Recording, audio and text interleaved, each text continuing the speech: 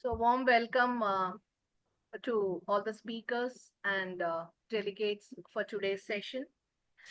Some of you who must have been attending the program from our forum for the last 4 or 5 years, you know that these are our annual series. On all the key milestone months, key milestone days, we celebrate standards days, we celebrate accreditation days, quality months, quality weeks, and quality days. Globally, month of November is known as Quality Month, and there's a quality week which is being celebrated from 11th of November to 15th by CQI, the Chartered Quality Institute, and second Thursday of November, which is actually a November 14th, is actually known as World Quality Day. So we are an association of management consultants, which also has management system consultants from the domain called regulations, quality standards, safety standards, and certifications, and all that. So the space is called conformity assessment. So most of our conversations are connected to this. And we do have some dedicated conversations for consumers, even for some business conversations too. Otherwise, our sessions are purely knowledge series and knowledge sessions, informational programs. As I said, we will have multi-stakeholder participation, usually from industry or even startups are part of the industry, and all other stakeholders from this domain called regulation, standards, certifications, technical experts. And most of our sessions are virtual conversations because this way we'll reach you to wider audience and people prefer attending, participating from the comfort. The whole of this month, we have actually started the programs from 5th of November till uh, December 3rd. We have sector agnostic sessions. These are actually Tuesdays, Thursdays, and Saturday series, 3 days in a week. We cover multiple sectors. So this is the fourth session in this series, and this session is actually dedicated to cosmetics industry and sector, where there is a lot of transition and change that is happening across the globe. That there is a strong focus on building a bioeconomy. So even the cosmetics sector is actually undergoing a lot of transition and transformation, which most of the speakers will be touching about. And we have our session partner for today's session is RRMA, which is a global forum for regulatory representatives and managers. So RRMA is very vibrant and active. At least we see regular sessions in India, and so we have been, listening and watching to some of their conversations also. So that is why we have invited them to be the session partner, and they have also nominated some of their members who will be addressing about this. So we have invited Mr. Guy Dansett, who's the chairman of Governing Council, RRMA. He was kind enough to accept our request because we just would like him to address the audience and present about what RRMA is all about and what is it that they are doing across the globe. A short profile of Mr. Dansett, of some of you. And so he is, as I said, the chairperson of the Governing Council, RRMA. And these are the multiple hats that he is wearing. And he's a managing director of the Dansett company. And he's also wearing multiple hats, and he's also connected to the Helsinki Chemical Forum and organizing annual global conferences on chemical safety. He was also earlier connected to the European Chemicals Agency, where he was driving a lot of conversations on chemical regulations and all that. And he was also earlier connected to uh, be part of this European Commission in drafting policies and all that. And we all know that reach the prominent regulations in the European Union for the chemical sector. Basically, his education is he did his graduation in economics, econometrics, and then later on his philosophy from the University of Leuven in Belgium. This is a short profile, and so we will invite Mr. Dansett to brief us about what RRMA is doing. Thank you so much for joining us today, Mr. Dansett. Over to you, please. Thank you very much for inviting me to make this introductory words on your webinar today, which is covering the regulation on cosmetics in particular. and which is where also Mangesh from our organization will make a later presentation of the most important regulations around the world, actually on cosmetics. So RRMA is a regulatory is the Regulatory Representatives and Managers Association, and that's actually a member state-based non-profit association that promotes the understanding of chemicals compliance and capacity building for industries. So RMMA is there's a body representing service providers, supporting industries and businesses to comply with the regulatory requirements to help them meet global expectations efficiently. It is a forum for knowledge sharing and capacity building activities, which all aim at excelling compliance competencies amongst professionals across industries and borders.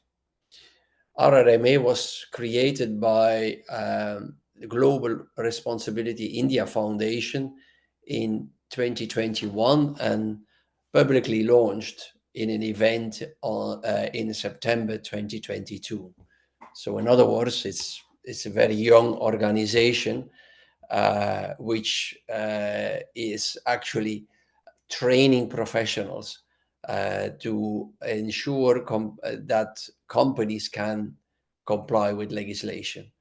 So what is the vision of this young organization? It's actually to enhance compliance levels in all these organizations to meet global expectations through creating regulatory awareness, sharing regulatory intelligence, developing regulation-specific compliance strategies, and developing, of course, a large pool of trained and qualified regulatory professionals, and to support in developing a mature and impactful ecosystem for technical regulations that are optimal for attaining key environmental, social, and human health objectives through being a knowledge and research partner to the Indian government and Indian industry bodies, facilitating uptake of good regulatory practices, and engaging in policy advocacy towards the Indian authorities.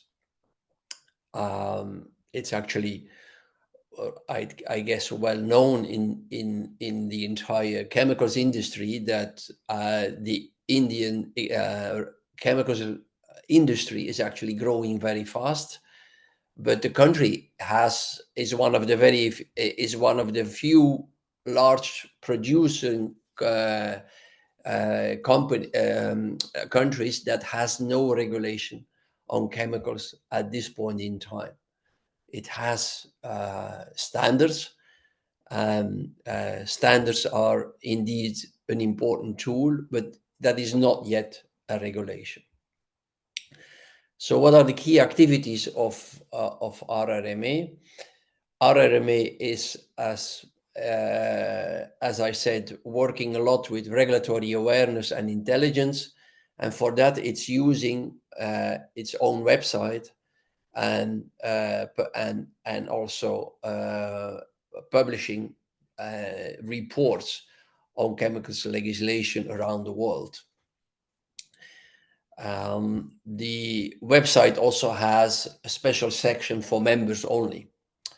Now, in that section, there is actually the possibility for the members to seek regulatory advice through a help desk in the help desk of RRMA. We also organize regulatory events like our annual assembly that has started to take place from last year. We also organize conferences, and in particular, the Asian Chemical Forum conference, which is planned to take place every other year. So it was organized in 2023, and now we are preparing currently the 2025 Asian Chemical Forum. We also, like yourselves, organize webinars, either on our own or with industry partners. We also take place in a lot of exhibitions in bigger chemical events around the world to explain exactly what RRMA stands for and how one can be a member. We organize definitely a lot of regulatory training, and important also we also have started to organize certification programs for professionals, which then at the end of that program receive a certificate and can thereby demonstrate their knowledge to any clients or any potential employers. We also review and comment any draft policy or draft regulation or draft guidance which Indian authorities would be willing to or would be consulting on or preparing or asking our advice on. We also facilitate and coordinate industry-wide common interest activities by building partnerships with like-minded organizations. So in that regard, we have already signed a lot of agreements with other partners, be it universities, training institutes, or business organizations. So that is, in a nutshell, what RRMA is doing. RMA currently has close to 400 members, and has a lot of and among the members you have a lot of companies, and thereby we already have a network of over 300 companies which actually have are member directly or indirectly of RRMA. So that's what I wanted to say about RRMA. What perhaps also as a final word, I also wanted to say that in building the European Chemicals Agency in Helsinki for the EU, I very much attached importance to quality standards. So among the first recruits of the agency was also a quality manager. And the agency became ISO compliant through formal certificates, which it obtained during my stay in Helsinki, and is continuing annually to update these ISO certifications. And that is not common practice for all the agencies, but it is for the European Chemicals Agency. With this, Chair, I giving the floor back to you so that you can continue your program. Thank you very much. Thank you, Mr. Dansett, for that insightful session on RRMA and its multiple activities across the globe. And so we do have some kind of chemical safety regulations in place, and especially when it comes to cosmetics, we do have our CDSCO, which is the regulator in the country. But we are also seeing a lot of changes, very vibrant changes in the regulatory system.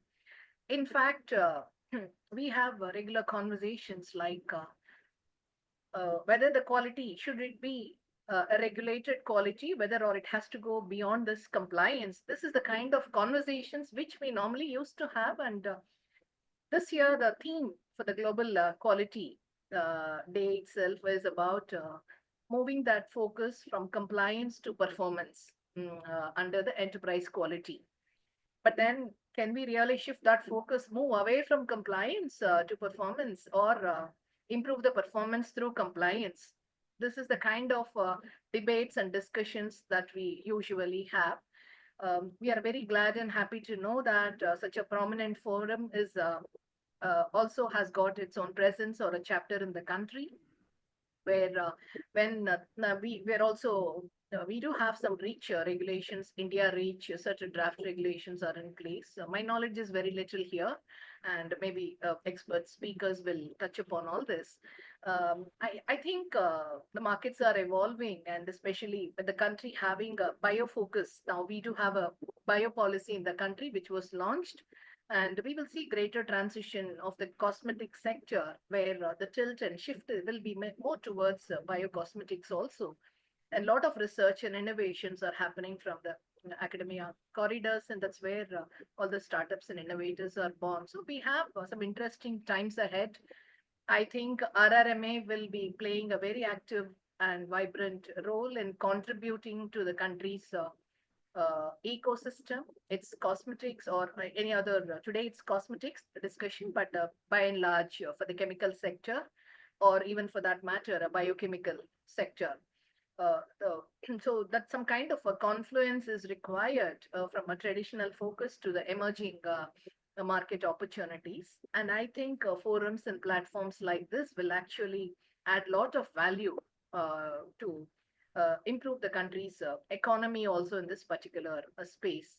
So thank you so much once again for presenting the RRMA so that the interested audience can also spread the word and can become members or even spread the word. I think the membership is open to various stakeholders, not just restricted. I mean, in your own specific domain, please open up something for startups and innovators also. We would make this request to you. Country has a very vibrant young minds, innovators. Please open your membership to them. They will also be part of this. So thank you once again. With this, any specific questions from the audience? Because Mr. Dansett has to leave, I guess. So any one or two questions, if fine. Otherwise, we will ask Mr. Mangesh to take over the questions. How is it, Mr. Dansett? Is it fine with you? That is perfectly fine. And thank you for your kind words and your further explanation of what the current situation in India is. I was particularly referring to a legislation on chemical substances, which is not yet there, but Not on yet, the yes. it's true on cosmetics there is a regulation, Yes. and I'm also happy that Mangesh can take any further questions on my behalf also during this webinar. Have a fruitful webinar, and indeed, I hope to meet you one day in Chennai. Okay, Thank you. thank you. All right. Welcome. Welcome anytime. Feel free. Please do visit Chennai. So it is the most vibrant manufacturing hub in the country. Yeah. Thank All you. right. Thank you so You're much. Yeah. So we'll continue with the session. And as we were discussing, the session focus is actually on addressing this.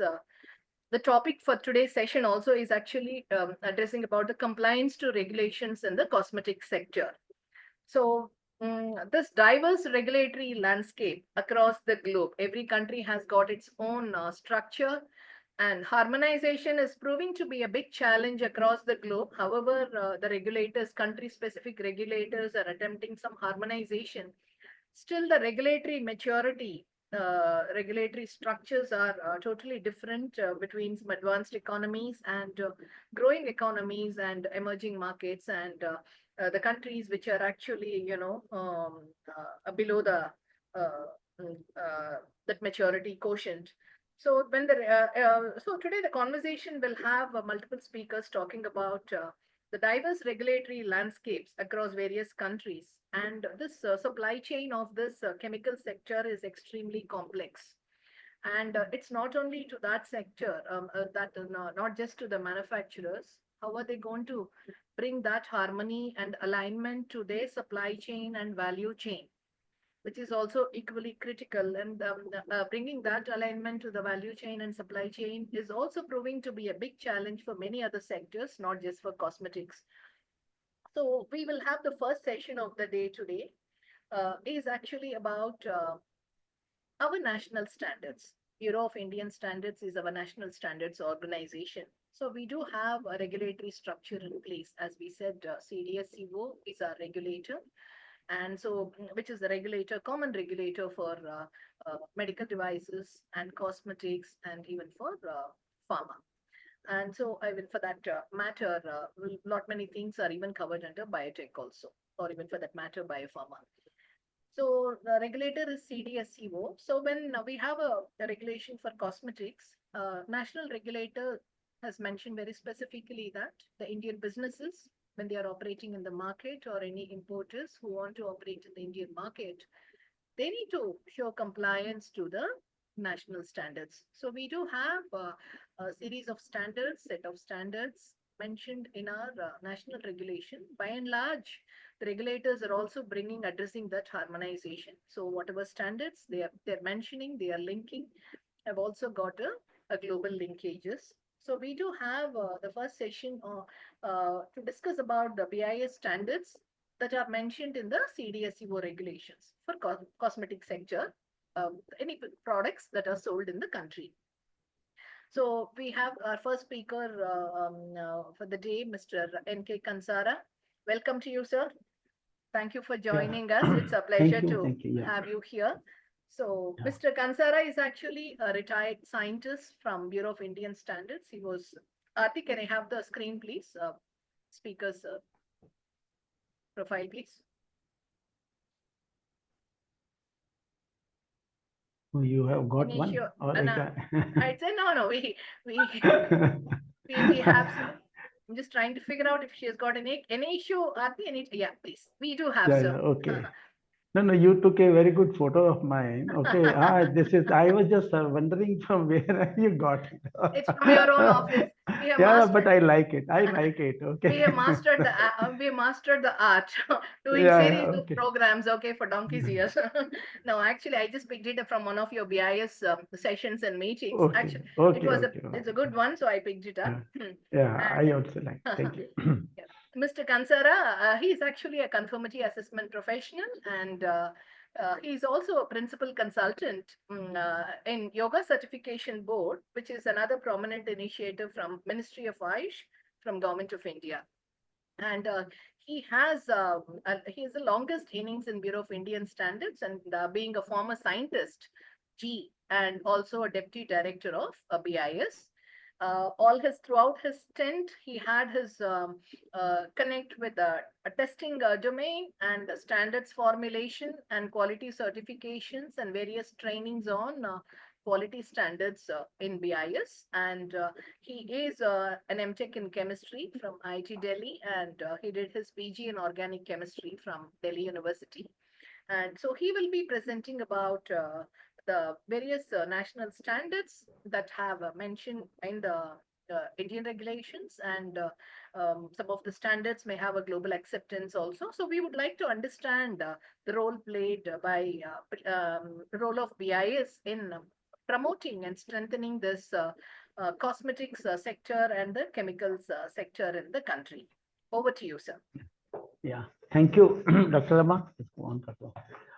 Good that you have just this much of profile is good enough, because although I have retired for the last more than 3.5 years from BIS, I am thankful to you for giving this opportunity to first to refresh my memory, the work which I did at the BIS. I am thankful to my even that time colleague, Ms. Nisha Pura, who has also helped me refresh my memory. And yes, of course, this is one good example. Cosmetics is really very, I think, at national level also a wonderful example how the standards are linked to the national regulations. Okay, this is we have been talking about in many sectors, particularly in food also, where there may be not so much of synergy.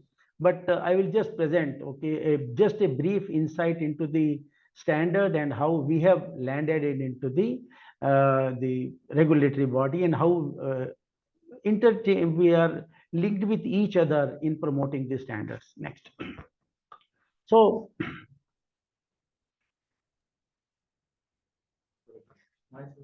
Sites are not moving, I Yeah, think. okay. So just, no, is Yeah, it okay? yeah, clear. So, Yeah, yeah. thank you. So what I see, this is the word cosmetic itself, or cosmetics.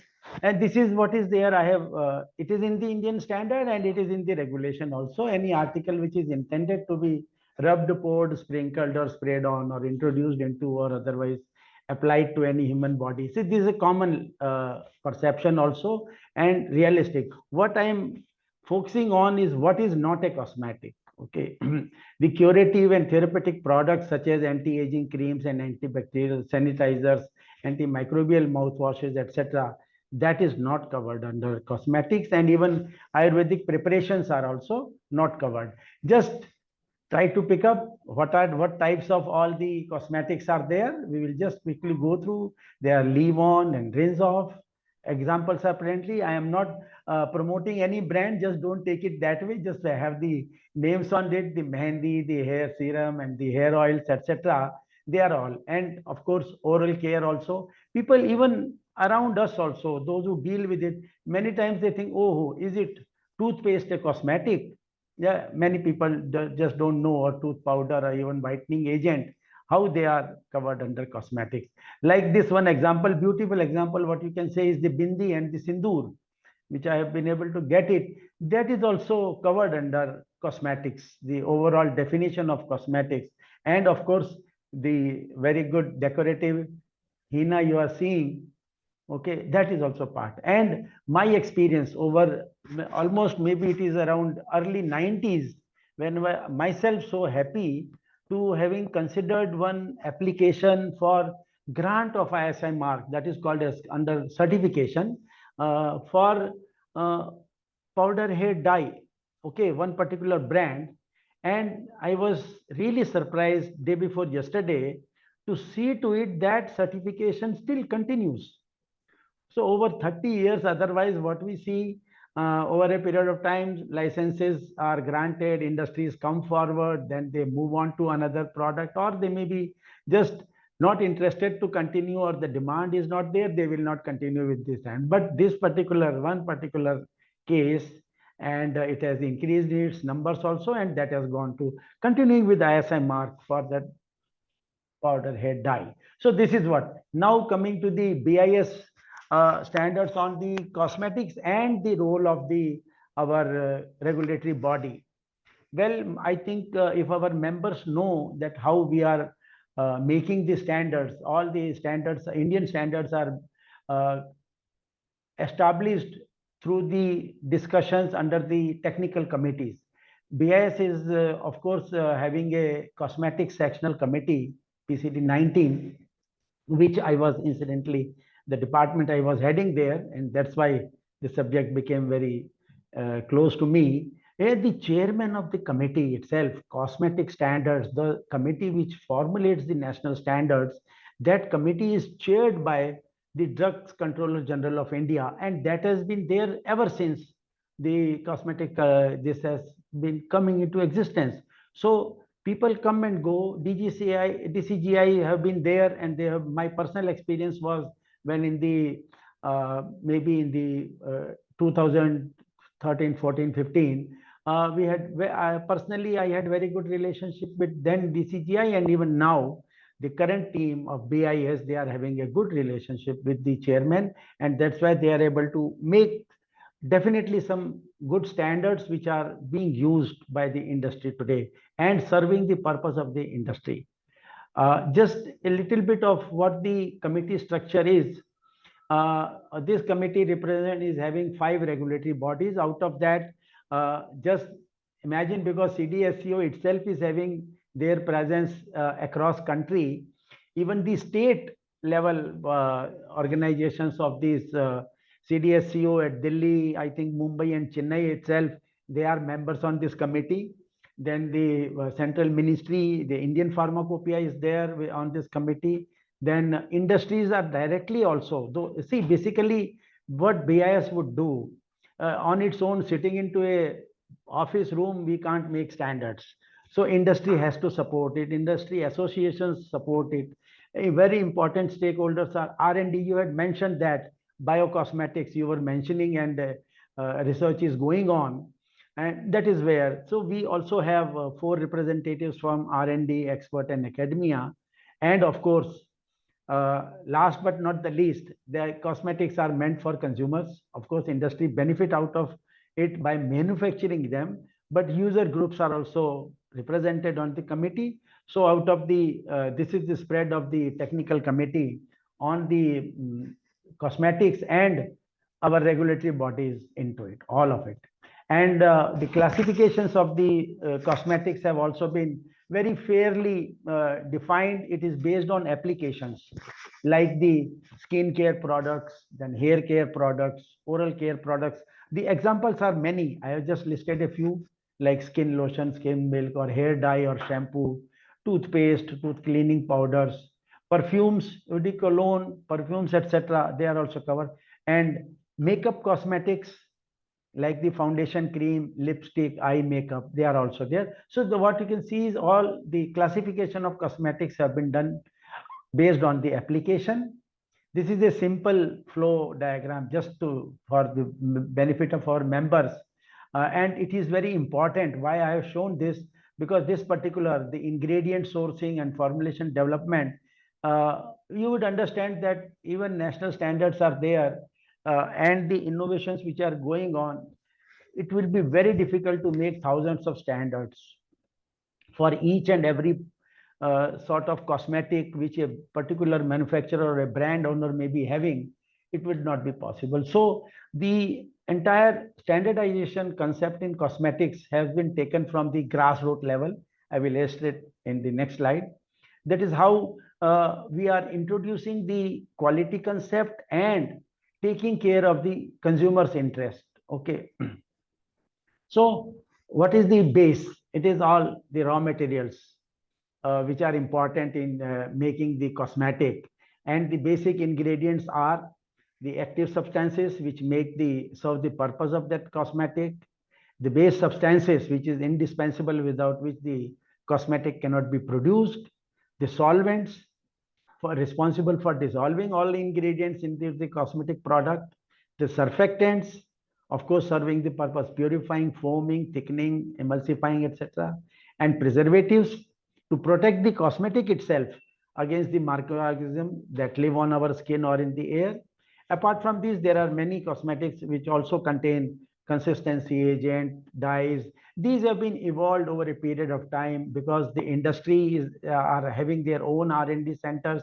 They come out with new and new products and formulations, and to just maybe it is not that they want to market their products in a big way, but they serve the intended purpose also. And of course, water is omnipresent in almost everything.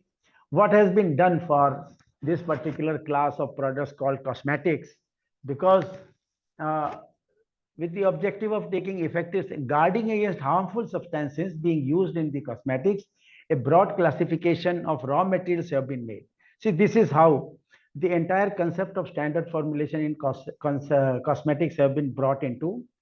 What has been done is the best standard, I would say, which is ingredients which are considered as safe, like the colorants particularly. So Indian standard exists as IS 4707 part 1. It's just a compilation, of course, based on research and contributions from R&D and our industry, that what is added and permissible to be added into a cosmetic which will be considered as safe. Matter doesn't end here, because there are certain things which would not be considered as safe. So primarily then the focus is on what should not be added. Once what is permitted is mentioned, what is not permitted is also becomes important, and that takes care of the safety aspect, for particularly for the human use. Generally not recognized as safe. These are for raw material, that is under the part 2 or part 1 of the standard. Then there are some restricted ingredients. So that means it is permitted, but the percentage should not be over a specified limit. Then because the standards themselves are also dynamic in nature, they are reviewed every 5 years and they are revised as and when need is felt to particularly for these standards. because new molecules are coming up, industries are coming up with new innovative things. So our list also gets updated. So this is what is coming up with the preservatives also. It was primarily under part 2, it was covered as restricted ingredients. Now part 3 is coming up very soon. It is under print. Okay, it will give the complete list of what are the preservatives and in what quantity their use would be permissible. Then the new things are coming up like the UV filters also. That is also a restriction under part 4. The best part is it is not at all. The intent is not to prescribe any specific composition of the finished cosmetic product. Okay, the manufacturers are free to develop any composition through innovation and keeping pace with the technological advancement, provided that the provision of these standards, means 1, 2, 3, 4, part 7, or all these, they are met. And best part is that the cosmetic rules 2020, all the raw materials or ingredients used in the product must comply to these standards. So automatically, how these lists are aiming towards ensuring safety of the users, and the rules, regulations are taking care of this. Everything is inducted into this. So this is how regulatory requirements are also, they become the regulatory requirements. Then the quality of the cosmetic raw material and ingredients itself. It is the not just making the list itself will end the process. No, all those wherever the raw materials product standards are available, and there are many. I have just tried to give some list of the fragrance and flavoring ingredients committee. They have come out with product standards. Those products, they are actually the raw materials for the cosmetic preparation, organic chemicals and inorganic chemicals. They are, so all these standards. So the existing CDSCO regulations also prescribe that when you have raw material, they should meet the requirement of the respective Indian standards wherever they exist. One example I just share with you. When rules 2020 came, the list of cosmetic products, finished cosmetic products, they were, I think 35 or 36 products were there. So it so happens, supposing BIS comes out with a new standard, or means the committee comes out with a new standard which is formed, and now, so whether, because a BIS has come out with a new standard, whether the rules need to be amended. So they came out with a very good provision under that particular, I think 9th schedule of the rules, that as and when any new product standard is published by Bureau of Indian Standards, which are of relevance and coming under the definition of cosmetic, that will automatically be considered as becoming mandatory compliance. So that is it. So every time BIS comes out with a new standard, product standard for cosmetic, the rules need not be changed. So that is where now I think the list is 42 over last few years. Some new products have also been product standards have been formulated. So these are what all the Indian standards are there, where the 42 standards are as on today. They prescribe the requirements, the quality parameters, as well as the methods of test. These are quite common things that are expected from the Indian standard: promote quality, improve health and safety, particularly because it is cosmetic. Then improving communication between industry, the consumers and the authority. Advancing of common safety, microbial, physical, and chemical methods also. And clarification on terminology, like there are standards on cosmetics terminologies itself. So there is no confusion about it. And of course, if we are having standards and if we meet these standards, accessing the global market, it is for the global market also to access India market. It applies because the regulations say that any product which is imported in the country, that shall meet the requirement of the Indian standard, because that is part of the regulations over there. Now a little bit into the what is there in the Indian standards. Okay, most importantly, the safety requirements, the requirement for microbial control, the restrictions on heavy metals and arsenic, 20 ppm, 2 ppm respectively, it is mentioned. Mercury also, there is a except for few certain in the form of certain salts, the use of mercury is prohibited. Lead, arsenic, cadmium also. or to form parts of composition of the cosmetic product.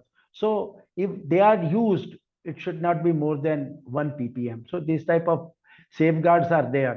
There are safeguards for the cosmetics which are used for children, even up to the year of age, 3 years of age. And there are specific product standards, okay, cosmetics for baby, infant, etc. They are also there.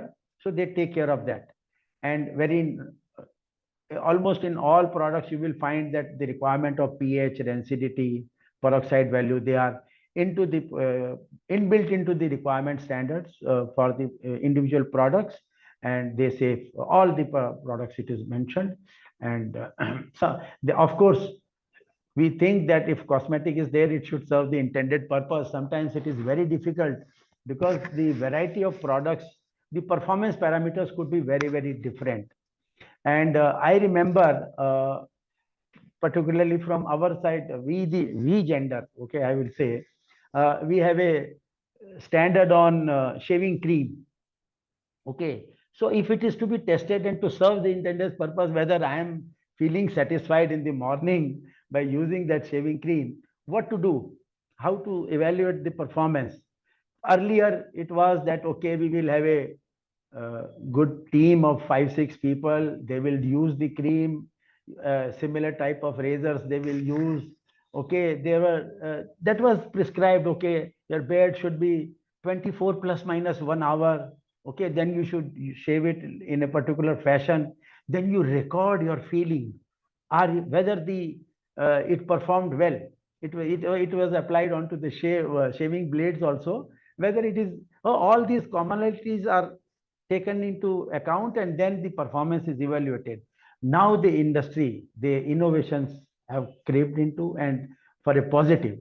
Well, now automatic beards are there. It is a machine driven thing, and they are able to have your skin just like raising few millimeters, okay, very small, even less than a millimeter. And then how it works, whether the blade is working satisfactorily or the shaving cream is working satisfactorily. So performance tests are there.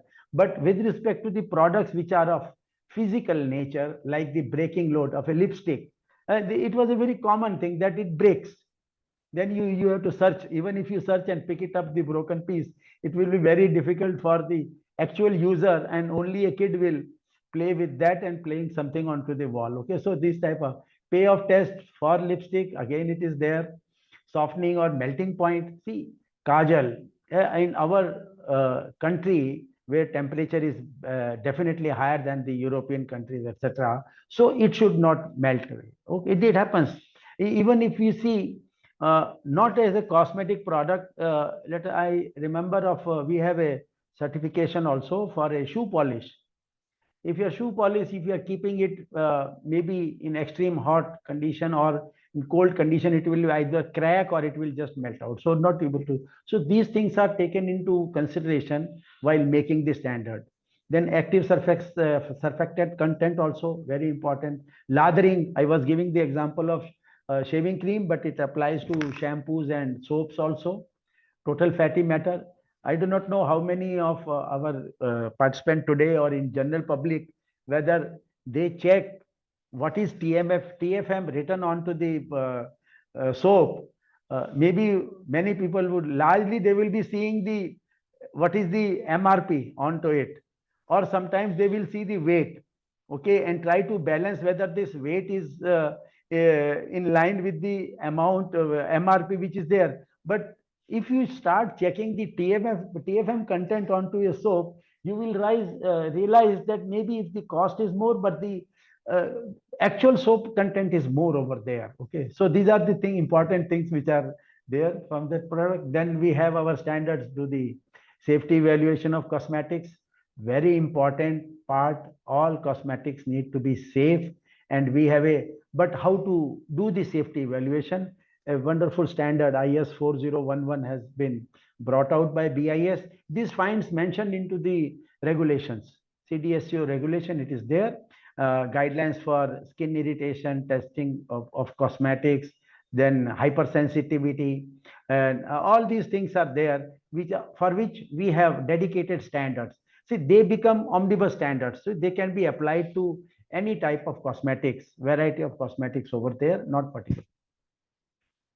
I have brought this important requirement over here that way back, about 10, 15 years back, there was a huge demand that we should be not using animals for testing in the testing of cosmetics in the country. We were successful ultimately.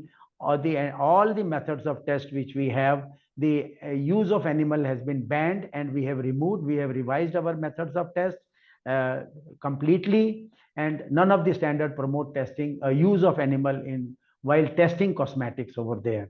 And basically in 2024, Health Ministry itself has published that the cosmetic testing ban by adding rule into that prohibition of testing of cosmetics. So Indian standards are in compliance with these regulations also, and none of the standards. We are following the in vitro test, etc. That is there because the standard takes care of that.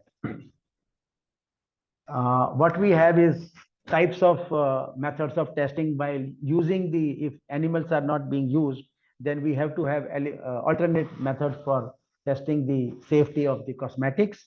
I think I can few more minutes I will be there. Of course, skin corrosion, irritation, sensitization, eye irritation, phototoxicities and skin absorption, genotoxicity also. Basically, we are following the OECD guidelines.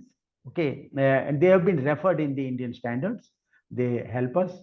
We have then microbial examination of biological of the cosmetics and cosmetic raw materials. Very detailed standard. Okay, those who are using the standard, they know that it is serving the purpose. And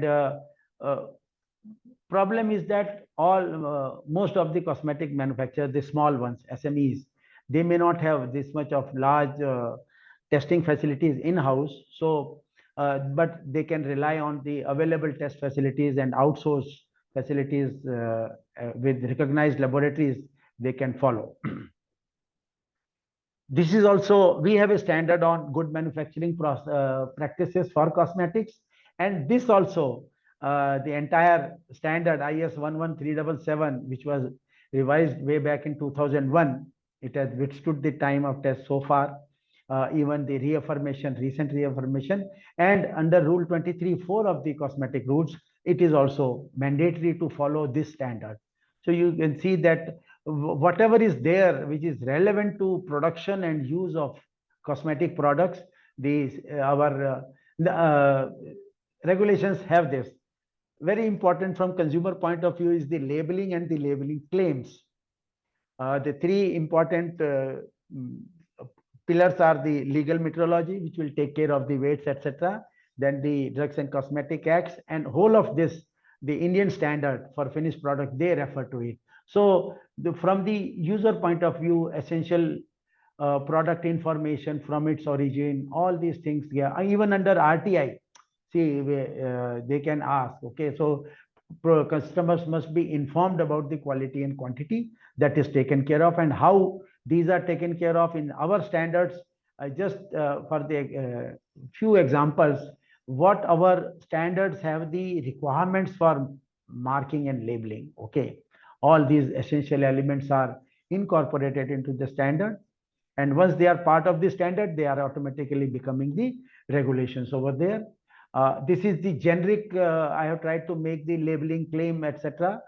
In specific two cases where you can see hair dyes, what is the arylamine content, PPD, which is the air. So that also should be declared. And the use also, it's also to be declared. Procedure for conducting the sensitivity test. This while using many of our people in the hair dyes, etc.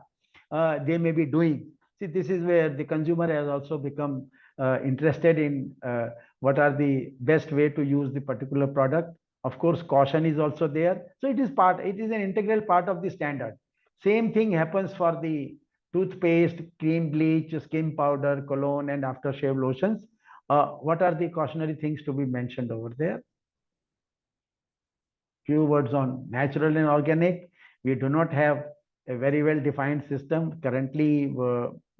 This is an evolving area, and but We have our guidelines on this, guidelines on technical definitions and criteria for natural and cosmetic ingredients. And so these things are there, but I do not know to what extent they are being followed or even understood by the users. Okay. Lastly, this is the list of Indian standards, all of which are referred into the product standards, which are referred into the regulations, our CDSO regulations. It is there, and they are serving the intended purpose. The only thing is that this list is limited. Maybe industry needs to come out with other products which can be brought, for which a generic standard can be made. And then because you would have seen the standards are not restrictive, they permit variation in the composition. Only the permitted and non-permitted raw materials they have to comply, and the method of test. So this list can be, in my personal opinion, this list can be expanded from 42 to any number which industry wants to, would agree, and our SMEs will work, because the new products which are coming up through our large industries, they become the trendsetters for small people. Smaller ones are not expected to come out with novel ingredients to come out with that. They are following. But if we have larger number of standards which become part of the regulations, the overall quality within the country, the consumer's aspect, taking care of the consumer aspect will definitely improve. And all the technical committees which we are having, where there is an interest on cosmetics, that is also, BIS is having a large number of departments. Dr. Ramar knows, in every discipline. Even we have a packaging standard, transportation standard, okay, glassware also. These are all used for packing the cosmetic products over there. This is where I end, where I have given an overview of Indian standards which deal with the cosmetics. This should have been basically from BIS, but ex-BIS is equally good, because that is what I will say. Thank you, madam. Yes. Thank you for that wonderful, insightful session. Sometimes, at times, at least my experience, because I listen to the current teams and the ex teams, and ex teams are have got greater depth actually on various topics. A very insightful session actually, because this is where marketplace conversations are needed. More and more such conversations on emerging sectors, or the sectors which are likely to come under regulations, because standards are very basic, essential in the country. The awareness is also not there much, and more marketplace education is needed. I'm talking about the stakeholders. And I really wonder sometimes, does anybody bother about consumers in the country? We don't actually find any such conversations on consumer education. Even something you said, that TMF, all of us are consumers at the end of the day. TFM. But TFM, there yeah. has to be a warning label. Don't look at the MRP. Look at the TMF. Then we will look at it, because our eyes go automatically to MRP, and But then because none of us are technical teams at the end of the day. Basic awareness, consumer awareness, simple things like a guidebook on what we should look for as consumers when we are buying certain things, because all these things have got an impact on our health also. Yes. That is the reason. Very insightful session, Mr. Kansara. We would like to thank you for bringing that clarity, as a very simple and clear presentation. Just about what I would do is, one or two questions I saw, and maybe each session, let's touch upon one or two questions. Request you all to stay back, time permits, so that we can take more calls in the end, actually. Because just one or two questions, very nice. First question I like from Mr. Kurana. Are BIS standards on cosmetics mandatory in the country, be it for manufacturers or importers? Which organization is responsible to ensure this compliance? Okay, answer. I think this is where we started. All our standards, they become, once they are part of the regulations, they become mandatory. Okay, they are mandatory, and even for imports, it becomes mandatory, but the only problem is the number itself is limited, because it is just like whether, sometimes I say, people may not, our industry may not like it. I say, we are not governed by laws of the land, we are governed by loopholes of the laws of the land. and people make manholes out of those these laws. It so happens whether that toothpaste is a toothpaste, they may see. We have seen the cases where water, packaged drinking water, they call it as it is a hygiene water. वो गोलगप्पे वाला बोलता है मैंने हाथ धोने के लिए रखा है, अब वो पी लेते हैं तो क्या करूंगा. So it is the intent. Regulations are there, Indian standards are there, they become mandatory, they are mandatory through the regulation, but the number itself is very less, and compliances, they will find one loophole or the other to just go that. I think another example, very shortly I will tell, whether we are after having lunch or dinner, do we have dessert, then whether dessert I am having ice cream or a frozen dessert. Okay, so they say when they caught for that, your ice cream is not fit for use. He says, I don't sell ice cream, it is a frozen dessert, you consider it as an ice cream. So this is how they bypass. That's all. Okay. So the question is whether there is first of all, are the regulations there and who is monitoring it? The next question is again, Mr. Khurana, very interesting. Yes. Is that organization effectively doing it? So whether it is, so here I also wanted to know, are there any QCOs for cosmetic sector? Any QCOs? No, from see, no, not as such. No, QCO will come under this. This is the regulation itself directly. right. Okay, under Right, the right. cosmetic regulations. That is why I'm asking, because sometimes there Yeah. are some parallel. Because the sector Yeah, is regulated, then there's a parallel QCO also from BIS. So yeah, both no, of them are not- stepping into the shoes. So maybe Yeah. Mr. Khurana wants to know how effective is our CDSCO in the country. Maybe we do not, we will ask subsequently some industry experts Yeah, over to there. answer that. Yeah. And then one more question is maybe, are cosmetic products containing animal tested, just a second. No, I said no, tested we have not ingredient. done. Yeah, okay. Yeah, no. right. It is banned. Our Okay. method of test standard, it is not there at all. Now, previously it was there, okay, but then we revised the standard. All none of them support animal testing. Okay. And there are a couple of questions in the Q&A. I will take it up in the subsequent sessions because we have to move on with the other sessions also. Yeah. And only one request to you, Mr. Kansara, is when it comes to natural ingredients or the products, because now we live in an era of greenwashing now. Yeah. Every day there is a green product, green claim, and then green assurance. So maybe anything on natural and green or environmental friendly, maybe some more standards and frameworks are needed, because your presentation says you're slowly working towards it. And maybe please focus on that. As I said, markets are moving to green, environmental friendly, sustainable solutions. And they also need such frameworks, they also need clarity, what standards, what frameworks they have to follow. Maybe please keep that in mind from BIS. You can always engage some of those startups and innovators into your committees. They contribute so much.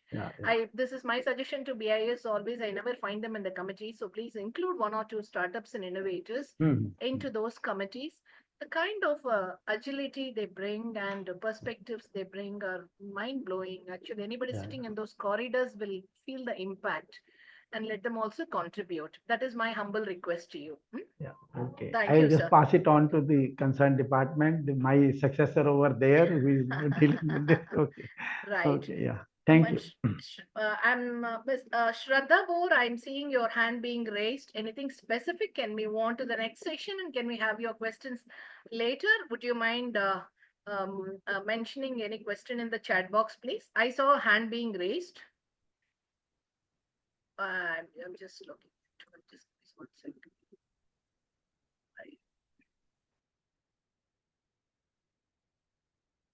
I think even my hand is being raised. Okay. I think it was by mistake. Fine. Fair enough. Let me just go to the next session. We will have those questions being answered, some of those questions. So now we have just listened to Mr. Kansara speaking about the various Indian standards that are used or, kind of referred or implemented in the Indian regulation. And most of the standards, whatever he's talking about, I'm sure must be having some global alignment also. So the next, this thing is now Mr. Kansara has presented the Indian perspective to operate in India, to sell something in India. What is that minimum essential requirements that a manufacturer or an importer has to follow? There's another story that, that there are manufacturers who are manufacturing and supplying in the country, and they are also going global. A startup is going global today. A young enterprise is going global today. Everybody has an aspiration to go global. A common question that we actually come across in various industry forums or from various young businesses, even MSMEs, they say, I've got an order through and source, online, offline, so many lines. We've got an order, but they're asking us for some certificate. We do not know what it is. What is that certificate is all about?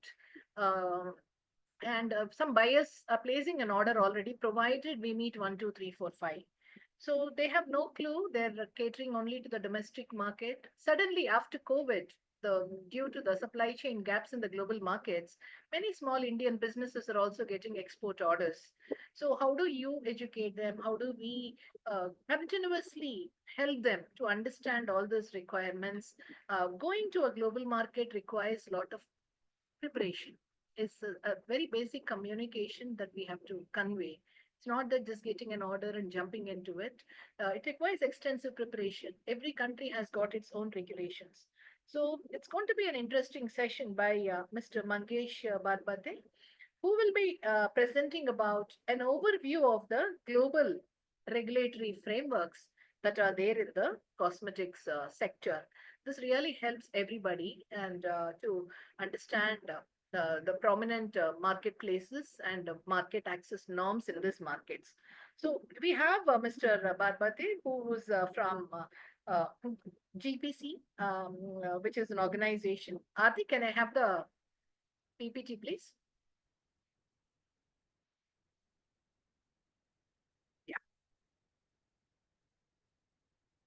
Yes.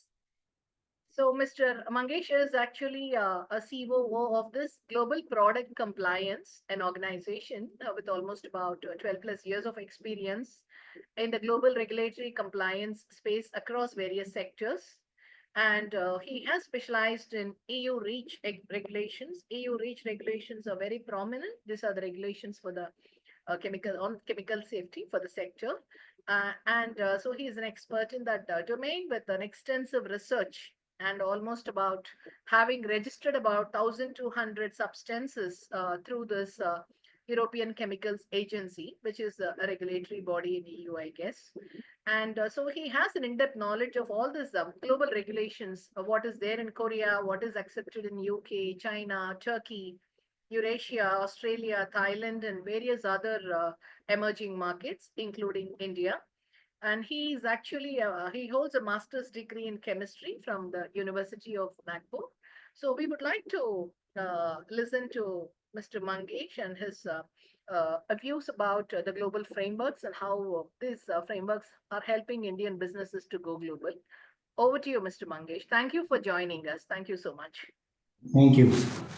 I just want to share the screen. Yeah. Yes, please. Yes.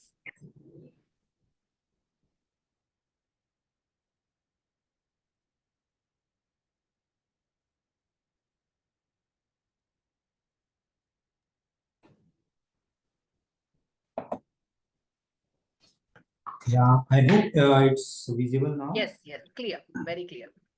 Thank you, Dr. Raman. So in today's topic, I can introduce the cosmetic regulation and overview of the cosmetic products, and also the categorization, which includes the Europe, Asia, Middle East, North America, South America, and Oceania.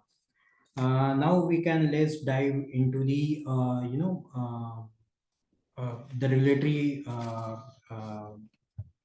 global cosmetic regulation which ensure the product safety, quality, and the transparency of the setting guidelines of ingredients safety, production, labeling, and ethics, which are involved in the global cosmetic regulations. It protects the health, maintain product consistency, prevent misleading claims, and reduce the environmental impact. However, harmonizing regulations globally is very challenging with the regional differences and market entry barriers. Organizations like ICCR and OECD are working on streamlining the regulation, but companies may need to be adopt product and marketing to be regional needs. Now, in next we will look into how we can, products are categorized, and cosmetics are classified generally based on their intended use and applications, whether for the skin care, makeup, hair care, fragrances, or the personal hygiene. There are special categories which likes the cosmetics that is called therapeutic effect also.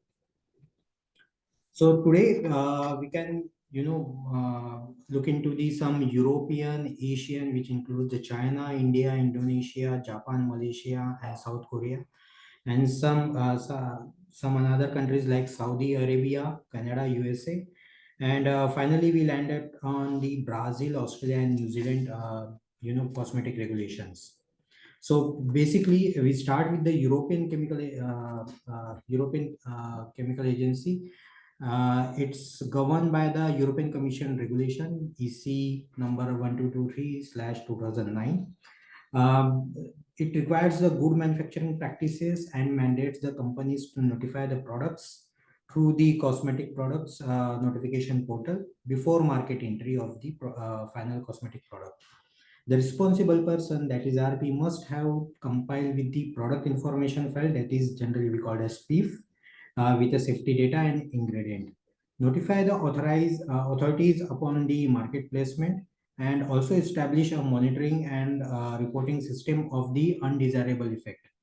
Finally, manufacturer products according to the ISO 22716 standards or equivalent, ensuring the quality and the safety of the product. Additionally, cosmetic tested on animal are totally banned, and it has to be validated. Alternative testing method must be used if available. Generally, in scientific language, we call it as in vitro toxicity study can be performed. Now, this is the process of notification in EU REACH, EU cosmetic regulation. First, we have to appoint a legal representative, then prepare a product information file and submit to the cosmetic product safety report. It has to be notified via cosmetic product notification portal, which is compliance with the good manufacturing practices. This includes the labeling requirements of the products and the compliance with the restricted also, which also include the prohibited substances.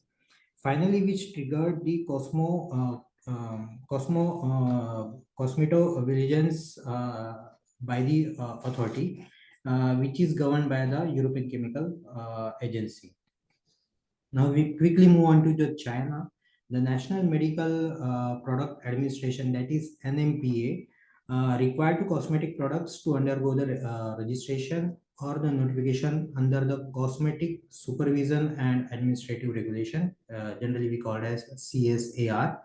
It includes the registration, which is a detailed process. It takes almost 4 to 5 months. And second will be the notification, which is a very faster process, which is completed within the 5 to 10 months.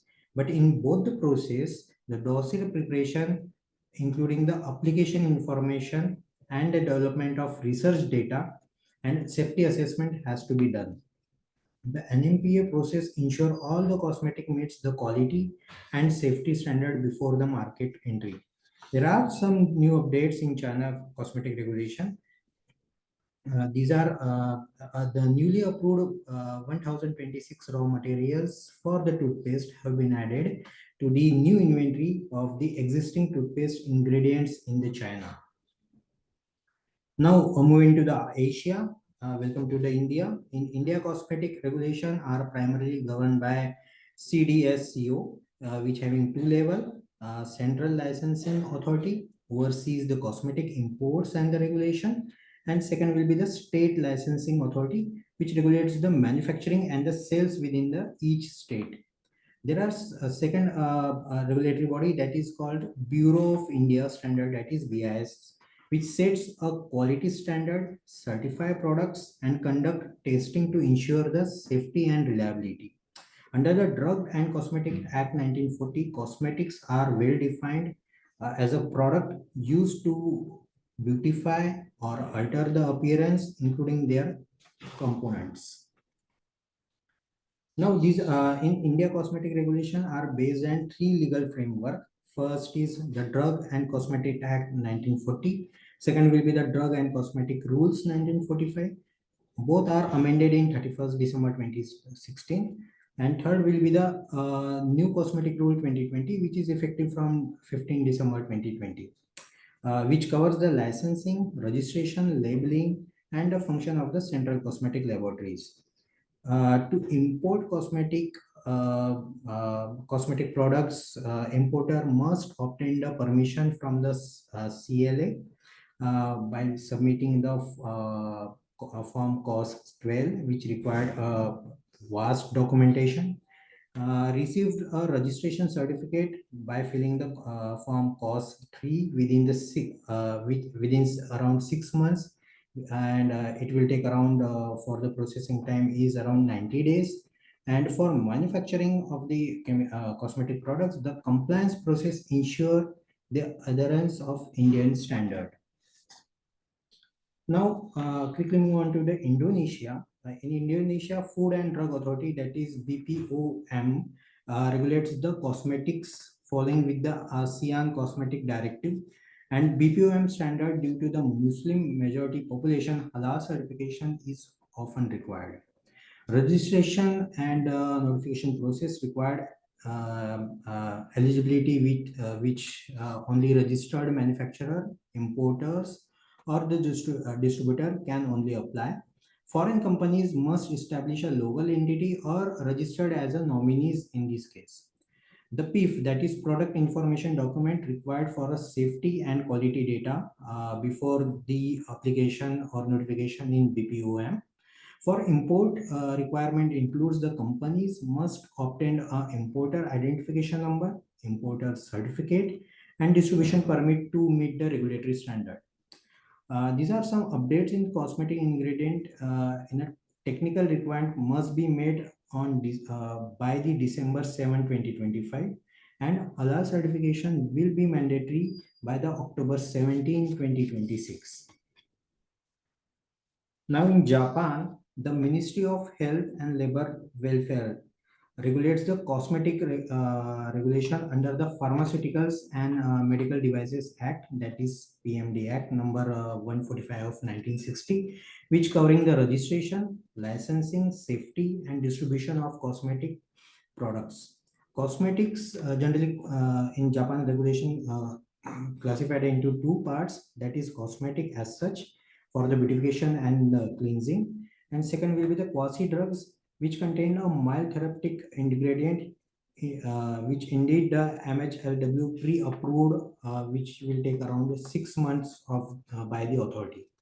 Foreign manufacturer or the importer must appoint a marketing authorization holder, that is MAH in Japan, and the license are required for the cosmetic manufacturer and sales license, which required the manufacturer or the sellers, and a cosmetic manufacturer license required for the production of the business. So there are two licenses required while dealing with the Japan cosmetic regulation. These licenses issued by the PMDA, which required a business code and safety and a quality management system. Malaysia, the National Pharmaceutical Regulatory Agency, NPRA, regulates the cosmetic under the Control of Drug and Cosmetic Regulation 1984. There are in this process there are two steps. First is companies registered in the quasi 3+ system and pay appropriate fee to the authority. And second will be the notification confirm the accurate product information, but is not the official approval from the authority. To carry a halal symbol, cosmetic must be certified by the Department of Islamic Development Malaysia, that is JAKIM, or a recognized Islamic organization. Malaysia's post-market surveillance program ensure the compliance to the formulation checks, which includes the sampling, labeling compliance, and the monitoring adverse effect. Cosmetics are categorized by the intended use by to aid the NPRA regulations. So after the registration of the cosmetic product in Malaysia, post market surveillance is the main criteria that is been adopted by the Malaysian NPRA system. Now moving to South Korea, the Ministry of Food and Drug, that is MFDS, regulates the cosmetics, which divided into functional cosmetic and general cosmetics. Under the Cosmetic Act, with the strict safety standard, the key requirement for this regulation are cosmetic product must be approved the ingredient and maximum concentration, and which is not comes under the banned substance list. In 2020, personalized cosmetic regulation defined the requirements of the safety and quality of the customized product in this KFDA regulation. Now we are in Middle East. Let's go into the Saudi Arabia. The Saudi Arabia having the Saudi Food and Drug Authority, which regulates the cosmetic products, aligned with the Gulf Cooperation Council, that is GCC standards, which are very stringent. While halal certificate is optional in Saudi Arabia, companies can obtain through the SFDA halal portal. Importer need to be commercial registration license, must listed product be unified electronic system, that is GHAD system, and require a license warehouse while importing the cosmetic product. As of January 1st, 2024, SFDA regulates now and align with the EU standard, including the updated restriction to a certain chemicals like PFAS chemicals. Now in North America, we come across to the Canada. In this region, Health Canada oversees the cosmetics under the Canadian Environment Protection Act. Cosmetic products must be notified through the online cosmetic notification form unless it was exempted by the authority. If the products are exempted, then there is no notification required in Canada. Canada plan to regulate the amendments from 2023 to 2025, which will align the fragrance allergen labeling with the EU standard. And integrated cannabis regulation under the Cannabis Act, which is a very new act which are published and enacted by the Canadian government. Now in USA, the FDA, Food and Drug Administration, regulates the cosmetics under the Modernization of Cosmetics Regulation Act, that is generally called as MOCRA, enacted in December 2022. The law required a brand to register the facilities, list of products, and establish a consumer adverse event reporting system. A new submission tool also introduced in January 2024 by the MOCRA, where manufacturer must maintain the safety record through the animal testing is not required at all. MOCRA also mandated the compliance with the ISO 22716, which follows the good manufacturing practices by the December 2015. Now in South America, we quickly look into the Brazil. In Brazil, cosmetics are regulated by the National Health Surveillance Agency, generally called as ANVISA, under the law 6360/1976, and the degree number is 79094/1977. In this regulation, cosmetics are classified into class 1, which are generally low risk, and prior notification is required whomsoever the products are come under this class 1 category, and a class 2 which indicates the higher risk of the chemicals, and a full notification and a registration is implemented of these substances or the products. Foreign importers must have to register the legal entity first, and a company or they can appoint company operating authorization, that is AFE, along with the import license in Cisco Mix compliance portal. Please note that Anvisa also oversees the approval process of the AFE agent and as well as the importer companies. Now, Oceania, we cover the Australia. In Australia, cosmetics are regulated under the Industrial Chemical Act in 1989.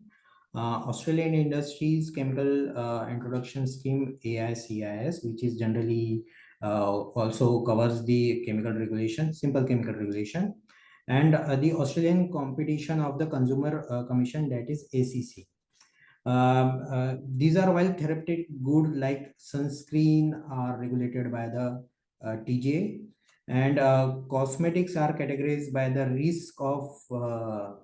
risk into the listed or exempted or reported by the authority, and which are already mentioned list of products on their web portal. So first of all, you have to check your product, either those are listed or those are comes under the exemption list, or those are reported as assessed, or the commercial evaluation authorization level has to be trigger out for your product or not. Australia uses the Australian Inventory of their industrial chemical, that is called AIIC, to track the chemicals rather than maintaining the list of restricted chemicals. Registered businesses must keep record of minimum 5 years, and annual declare imported industrial chemicals must be submitted to the authority. Now, continue with the Australia. These are generally covers the three main process. First, you have to register the cosmetic products, and then you have to finally categorize your cosmetic products in three main division. In first, if you have to check your product comes under inventory or not. If yes, then you have to again categorize your product in three different category, that is listed, exempted, and reported. In listed, that can it can be imported or manufactured if the product meet the term of inventory list. But if the substances is exempted, the substances considered as a very low risk, and if the substance comes under the reported, it comes under the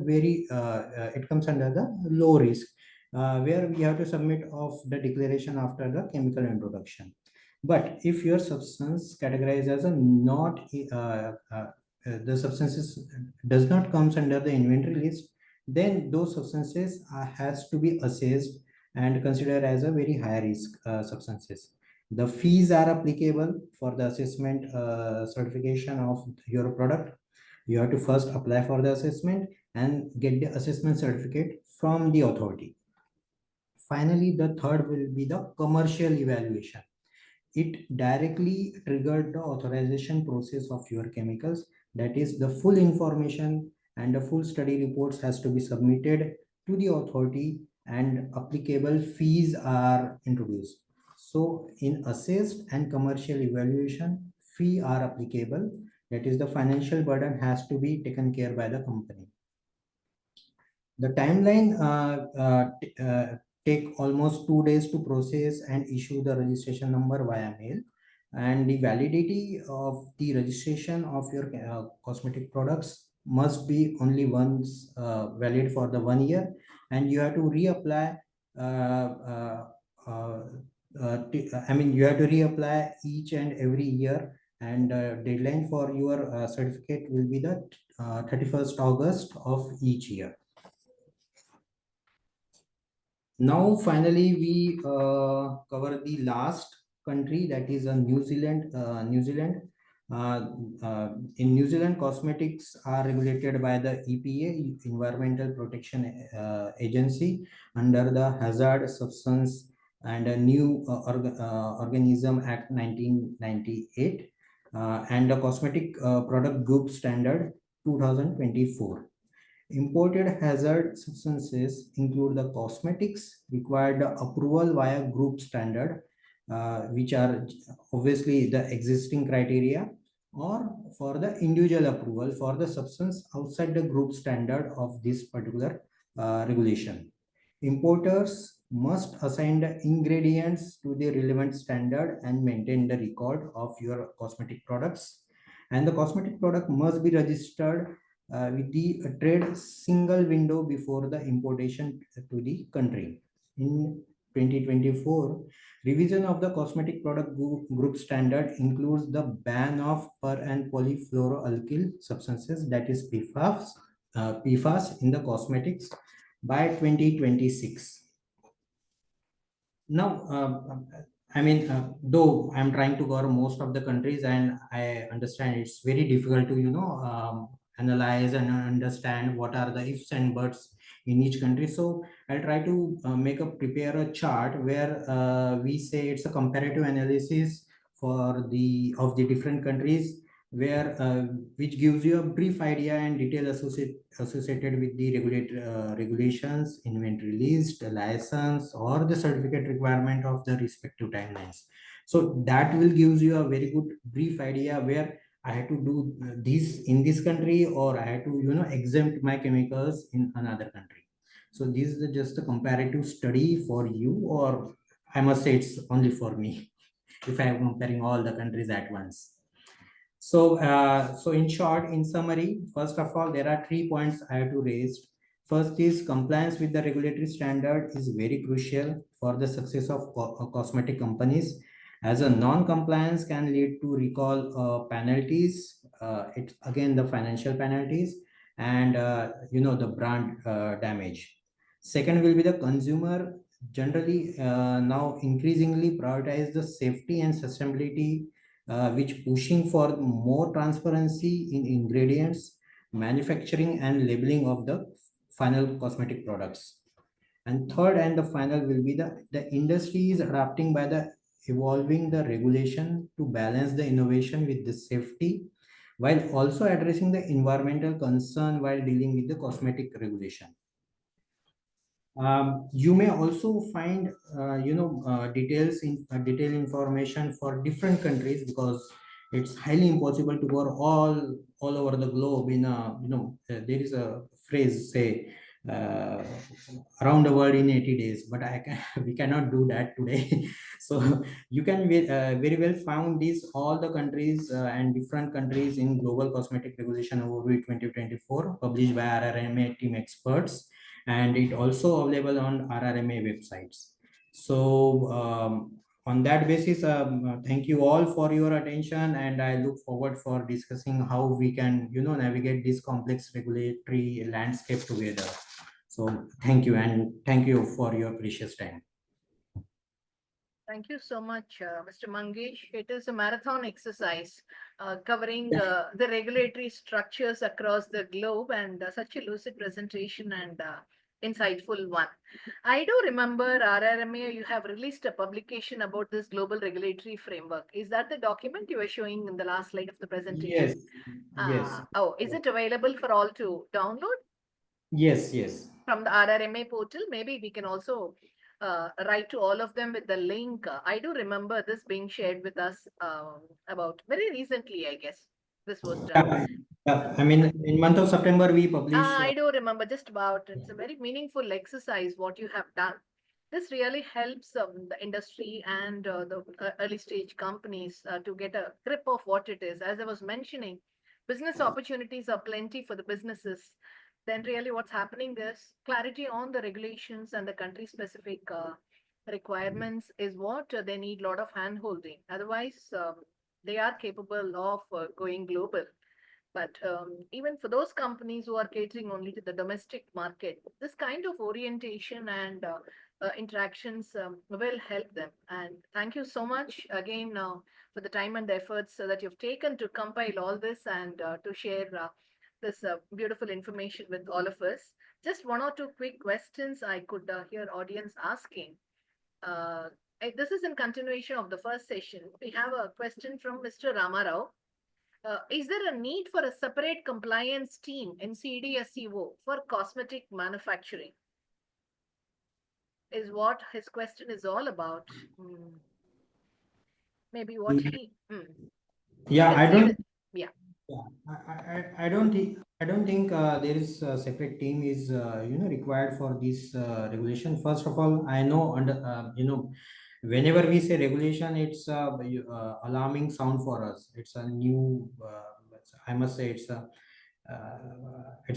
we think that it's a hurdle, but frankly speaking, regulation is not a hurdle. It's only for your support, and your exports should be a very smoothen way. At the end of the day, we are not we try to minimize your financial penalties, and we are securing somehow we are securing your brand image in different countries. So I must say, if you need help from apart from your organization, you can go to that. There are several consultants in the market. You can go to that, you can get your knowledge, and then finally when you come to know for your product is ready to for export and your compliance is done, and then you can proceed for the import or export of your cosmetic products. There's one specific question from Mr. Kurana to you, Mr. Mangesh. Can cosmetics contain ingredients originating from animals? If yes, what are the safeguards for persons who do not want to use such products?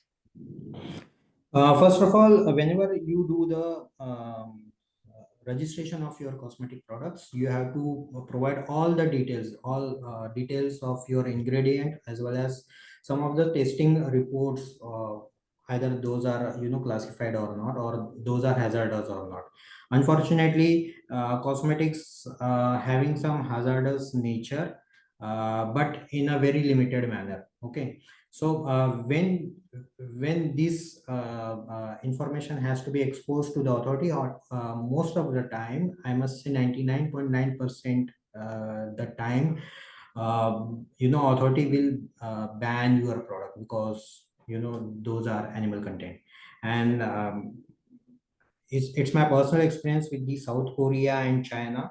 Some of the products you can find animal content in that, not the cosmetic, with the other hygiene product also, especially the face mask.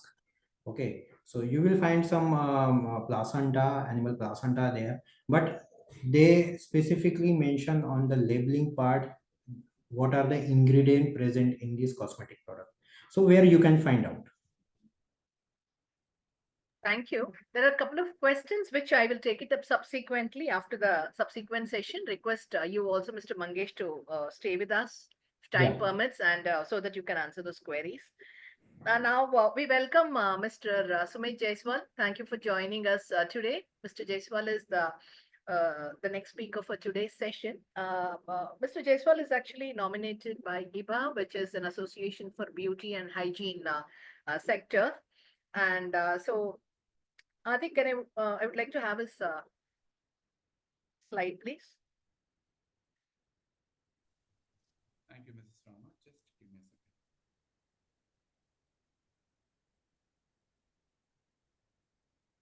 second. So Mr. Jaiswal is actually heading, he's the head of regulatory affairs for South Asia and Southeast Asia at Oriflame, with about 12 plus years of experience. And he specializes in regulatory compliance for cosmetics, health supplements, nutraceuticals. And then he's connected with regulatory strategy and product registration across the diverse markets. And he's been an active industry the player and influencer in actively participating in various industry forums, in collaborating with the government bodies for various policy level initiatives and other associations in India and across South Asia. He provides a lot of regular insights on regulatory challenges, product safety, compliances in alignment with the global standards. This is in a nutshell about his experience.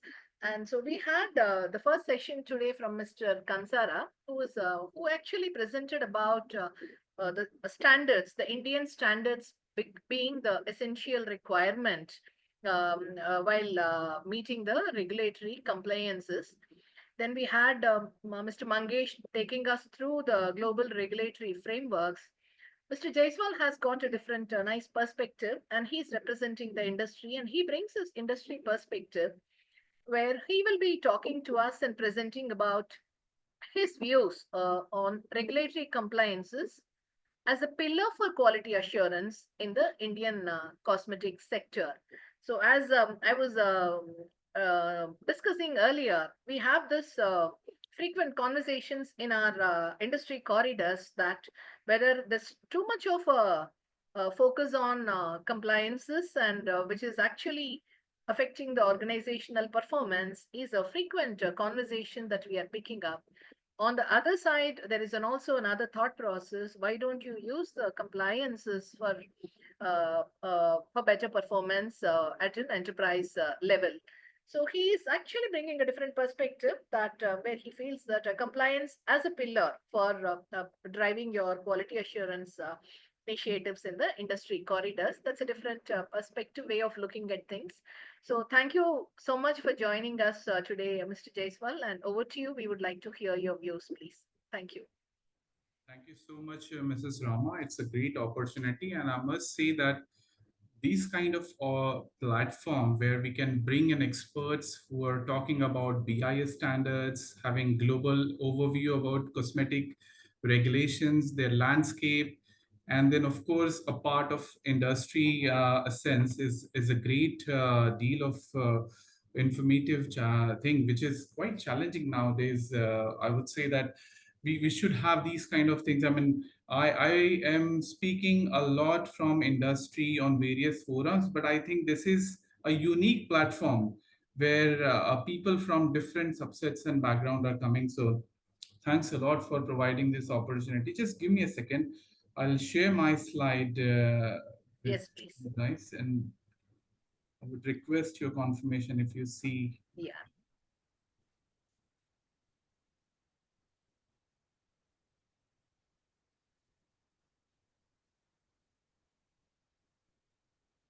Yes. Yeah, clear now. Yes, please. Yeah. Yeah, clear. Yes. All right. Thank you very much for this opportunity, and my apology for joining a bit late because due to some engagement on my company's side, but I could manage to hear some of the bits from Mr. Mangesh, and it was really very insightful, and I would definitely look forward to get more information on the report. So first of all, good afternoon and good evening, everyone. Not sure participants from any other region or country are here. But yes, I'm Sumit. I'm taking care of regulatory affairs and business affairs function for Oriflame. Oriflame is a Swedish cosmetic company, and we also deals with nutraceuticals and food for special dietary usage. So before I begin, I would like to extend my sincere gratitude to Mrs. Rama, President of Consultant Consortium Chennai, for organizing this insightful session. And I would like to also thank the partners for this session, that is Regulatory Representative and Managers Association, for supporting this event. So overall, I learned that this is a quality series month very recently, and we work very closely with quality. Unfortunately, I didn't know that this is a quality month. So thanks for reminding that again. What I'm going to do is I'll take the overall insights based on my industrial experiences, how we are working with the regulatory authority, and what are the basic challenges. So I'll introduce about what are the regulatory requirements, although it has been already covered by Mr. Mangesh, but a bit more in detail. But I'll be more happy to have the interactive session because it's not very detailed slides. I have only 5 slides, and I'm more than happy to have more interactive sessions. And I have already seen some questions, so I'll be interested to put more industry perspective on it. We'll work on, we will see more on the framework for manufacturers, how framework in India for importers are currently lies, and then of course the regulatory framework role in quality assurance. And at last we'll conclude our discussion points, and then followed by the question and answer. So in case if you have any questions, I would request to hold until the end of this session, and then we can definitely have it. Yeah. All right. So regarding the cosmetic regulations and requirements in this country, so as we have learned in the previous sessions that we do have cosmetic rules 2020 under Drugs and Cosmetic Act, and the cosmetic industry, much like any other sector, thrives on consumer trust. So therefore, it is very important that the standards and requirements from Ministry of Consumer Affairs, which is BIS, and legal metrology comes into the picture. And this trust is built through safe, effective, and high quality products in India. So these three regulations ensures the compliances. So as we know that cosmetic rules is a part of Drugs and Cosmetic Act, which falls under Ministry of Health. The rest, BIS standards and legal metrology, falls under Ministry of Consumer Affairs, where the intent of this particular standards and regulations is to provide right information, and consumers should not be misled or cheated. So it's quite important for from the customer point of view, as well as to ensure the quality assurance of this project.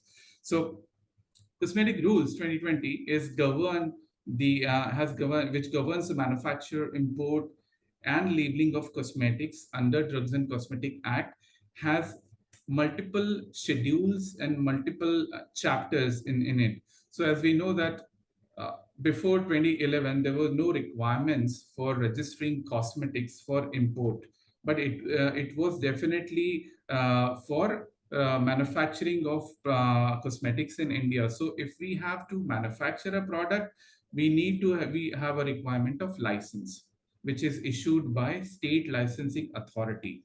So whatever states we have individual state licensing authority, which provides the manufacturing license to the industry.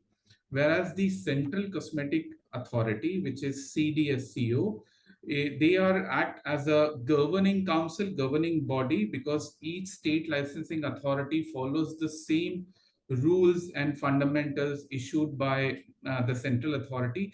And this central authority is primarily also responsible to issue import registration certificates, which is a prerequisite requirement for importing any cosmetics for the purpose of sale in India. Now, coming to BIS standards, so namely, we do have three standards, I would say, the top level. The first one is about Part 1 and Part 2 of 4707. We call it as the safety standards, and in industry word, we call it as a more horizontal standards. So they speak more on safety testings of each and every and in ingredients, performances as well. Whereas the third part is the vertical standard. So vertical standard is more on the performance-based standard. We will learn more about it in the coming slides. And the third one is legal metrology, which ensures the transparent and standardized labeling for consumers. Together, these regulations set the foundations for the product quality and safety, ensuring accountability across the supply chain. So more often, the last requirement, which is legal metrology, it is not basically for the industry, it is basically for the consumers. So it is not associated with any Drugs and Cosmetic Act. We do have certain exemptions under legal metrology for food, where the requirements under Food Authority supersedes on legal metrology, but this is not the case for cosmetics. So it is quite evident, and most of the time industry gets a very regular notices from legal metrology authority, especially when it comes to the labeling and consumers' interest, such as MRP and the net content. So moving towards the next one, which is regulatory framework for the manufacturer. Here, manufacturer have the pivotal role in maintaining compliance. The Cosmetic Rules 2020 provide a clear framework for the manufacturing and labeling of cosmetics, focusing more on safety assessment and restricting harmful ingredients. So beyond this, we have the BIS standards as we already discussed. But when it comes to cosmetic rules, these have evolved a lot from 2015, especially because that's when authority understood that we need to bring some sort of solution towards meeting ease of business goal of our honorable Prime Minister. So ever since 2015, we have seen certain amendments in the Drugs and Cosmetic Act towards import of cosmetics. And finally, considering we need to have an equal focus on cosmetics in 2020, we have seen first time the cosmetic rules have been published. Earlier, it was a part of Drugs and Cosmetic Act only with no specific cosmetic rules focus. So in this, we have different schedules for import of cosmetics, for manufacturing of cosmetics, for different chapters as well. And that also includes the good manufacturing practices, which is the fundamental requirement under Drugs and Cosmetic Act. Coming to BIS standards, as you must have already learned that it lists the permissible colorant, ensuring not only the safe dyes, but also the acceptable ingredients which can be formulated as a part of cosmetics. And that is a part 1. And then part 2 is specifies restricted on prohibited raw materials, which safeguards consumers from potential health risks. Currently, industry and authority is working and discussing a lot on BIS standards. So I'll just stretch a bit more discussions on it, because when we talk about BIS standards, it is a part of 9th schedule under cosmetic rules. There are total 37 categories which have been listed in cosmetic rules. So cosmetic rules demands the compliance to BIS standards for these 37 categories. However, if you see the cosmetic rules per se, for the imported products, the challenges are that the authority has described around 80 categories. So there is a mismatch about these 80 categories versus these 37 categories. Now I understand that predominantly these 37 categories has been coming over from years and years, because this is not the new standards. It's being, I mean, most of the standards are more than 30, 40 years old. And we are working with BIS standards authority constantly and continuously to amend these standards. But the problem is that when we compare this with European countries or any other countries, they have amended and they have taken the modified and more sophisticated testing method in cosmetic sector, because we know that cosmetic is a very trendy SKU. So the trends changes after every festival, after every seasons in India, so and globally as well. So it's very difficult to meet these expectations that all imported products can also comply with BIS standards. So we are working with the authority right now that let's put the mandatory requirement for the horizontal standards, which is predominantly the safety standards, because we cannot do any flexible approach for the safety. But definitely for the performance standards, we need to adopt more advanced methods, because that also allows us for innovations, for more trendy cosmetics to be available for the consumers for our country, and so that we should not left apart from those innovative cosmetics. So this is our constant battle with the authority, and authority is also quite flexible. They are giving us enough opportunity to explain the need of the business, and this will also help to increase our exports based on the recent BIS standard amendment. Because if you export any cosmetics, the country who are taking this cosmetics ask whether this cosmetics fully comply with the law of the land or not from the country of origin. So if it is not complying with BIS standards, then there are various challenges in taking the import registrations from that country. So that is there. And at lastly, the legal metrology rules, which enforces transparent labeling, as we already discussed, and they are primarily focusing on MRP and net quantity. So this is primarily on manufacturers who are increasing day by day. That also helps in building the economy in our country. And now we will go towards regulatory framework for the importers. Now, as we have touched base on the cosmetic rules already, for any cosmetics to be imported in India and sale, there is a pre-requirement of registration in our country, which is issued by a central authority, and which has certain demands on in terms of labeling. So we always work with the authority to simplify this, but still there is a problem in terms of meeting all the labeling requirements. So there is a unique challenge for the cosmetic importers, because we don't have enough space available in the cosmetics, because most of them, they are very small in size. So these cosmetic rules mandate the imported products that must be registered with CDSCO prior to launch. But of course, even for the importers, we have to have a compliance with BIS standards as well as legal metrology.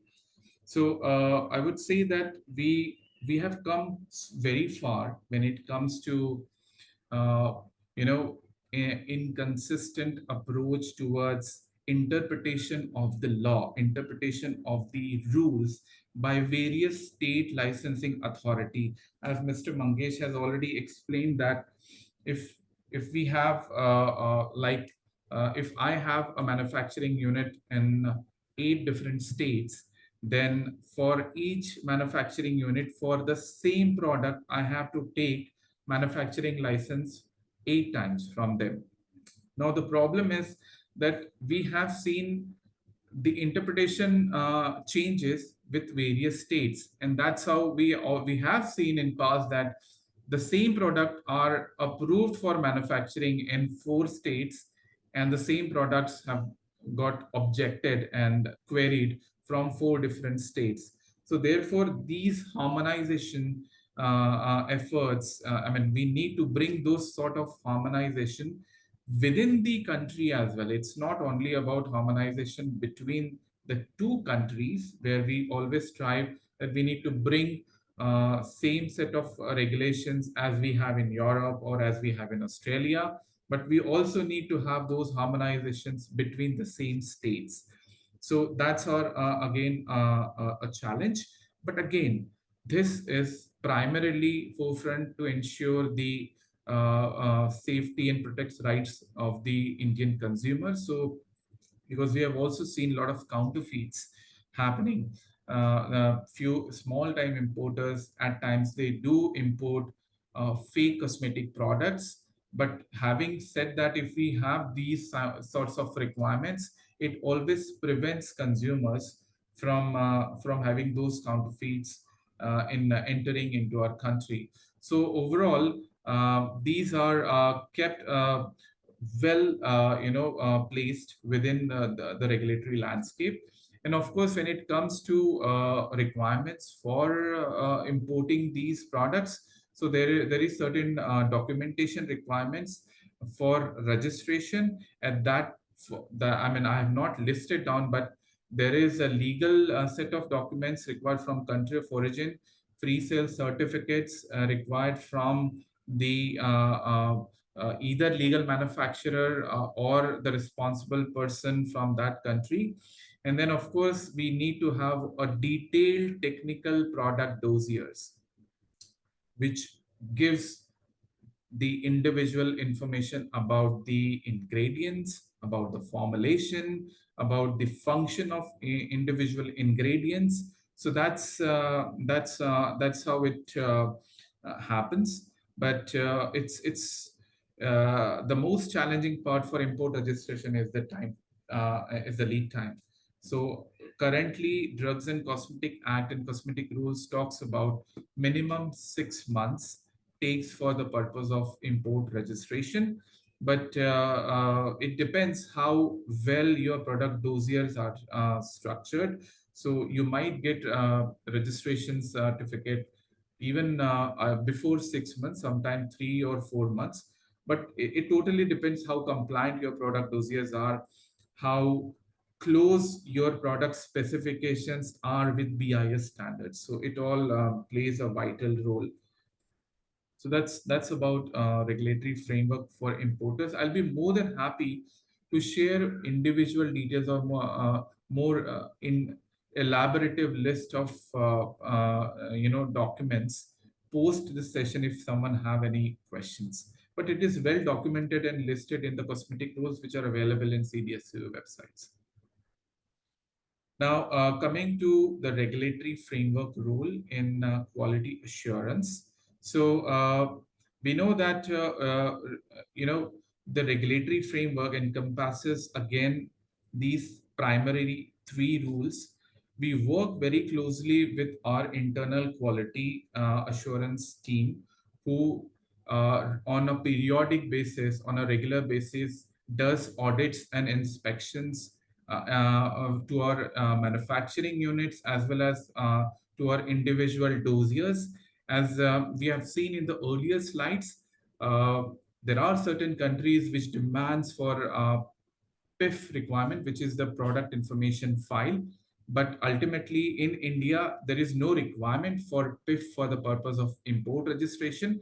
But anyhow, whatever product technical documents which we submit for the purpose of either manufacturing or imports, it is wholesome documents. So we always call internal PIF. So those quality assurance team also inspects this PIF at the to ensure the right level of regulatory compliance, to ensure the quality assurance of that particular product. Now, coming back to the inspection, so far, India does have not implemented any inspections requirement from regulatory authority to industry. But I just wanted to share that as from industry, we have been constantly demanding for the notification process instead of registration process. And how this will impact is that registration process, since it is quite long, it's not only 6 months, but to ensure that technical documents available. So the overall lead time goes from 13 months to 16 months before the launch. So this hinders a lot in terms of getting trendy products to the market. Therefore, what we are doing is we are working with the authority to implement the notification process instead of registration process. And at the same time, authority has to bring more enforcements and more close scrutiny to ensure that none of the counterfeits enters into the country, and then the PIF requirement would come into the picture. But right now there is no such agreement happens, but we constantly demands for this notification process. So now I'll just move on to the last part of my presentation, which is few of the examples and the case studies. I have taken only 2, one for the manufacturing compliance and one for the importers. But I'm more than happy to discuss more in detail with you guys. So When it comes to manufacturing compliance gap, we have seen that for the formulation compliance, our Indian state licensing authority are more strict. So any small change in the formulation requires a re-registration. So if we have, like, for example, dimethicone or any particular excipients, we are changing with very minor level, like 1 to 2%, which does not change the overall INCI list on the label, which does not change the performance or a bomb, but still Indian authority demands for the complete re-registration, which is quite inconsistent when we compare this with the import registration, because central authority says that any minor change in the formulation, which does not impact the overall effectiveness of the product, does not need a fresh registration. We just need a notification. So again, this is a major challenge because Indian State Licensing Authority provides a detailed formulation as a part of their manufacturing license. So this is again something which is currently a gap, I would say, and an inconsistent approach. But over the period of time, we are working with the central government to bring this a harmonized approach and alignment for the Indian manufacturers as well. And then the second example, the gap, I would say, for the importers is, again, as we discussed, that it's very difficult to have those compliance to BIS standards. Like, for example, for lipsticks, the current BIS standard still demands for payoff test or the break-even test. For shampoo, they are still asking for the foam height. So these standards are quite old, which were developed like 20, 30 years back. And global suppliers, they have modified their testing method for the effectiveness of the product. And we don't really compare them with a foam height or a payoff test right now. There are more advanced techniques. But again, this is not in tangent in alignment with the BIS standards for cosmetic products. So this is always challenging to bring more innovative products in India. So we are constantly working again with the authority for it. So at last, the conclusion is that the regulatory compliance, of course, is a backbone for quality assurance in the cosmetic industry. It does ensure that products are safe, effective, and trustworthy. And as a stakeholder, both manufacturer and importers must adopt a proactive compliances by doing so. And we can also ensure product integrity, and we foster consumer trust and elevate the Indian cosmetic industry to at par of the global standards. So that's all from my end. Thanks once again to CCC and RRMA. And I'm more than happy to take questions if we have on this session. Thank you. Thank you so much for that meaningful presentation, Mr. Jaiswal. There's so much of clarity, though it's not about 4 slides or 5 slides, but the clarity that you brought with more focus on the Indian manufacturing and importing ecosystem is also important. I really just quickly wanted to understand, the whole conversation is actually about quality standards, quality, but is the regulatory structure paying that attention to the safety part of it? So generally, there are certain products where we have quality standards and safety standards. Regulations try to understand more on the safety side of it.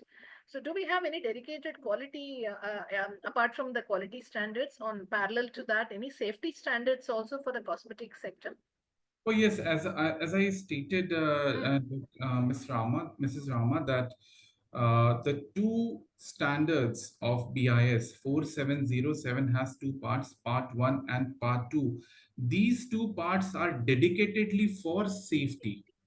Absolutely. and then rest individual vertical standards, the performance standards are specifically for the quality and effectiveness of the products. So yes, we do have a No. quite elongated safety standard list, and what is also being a practice of the industry, like we are a European company, so if we go into the pesticides level, which is given in the safety standards in India, the European lists are like more than 3 times of that.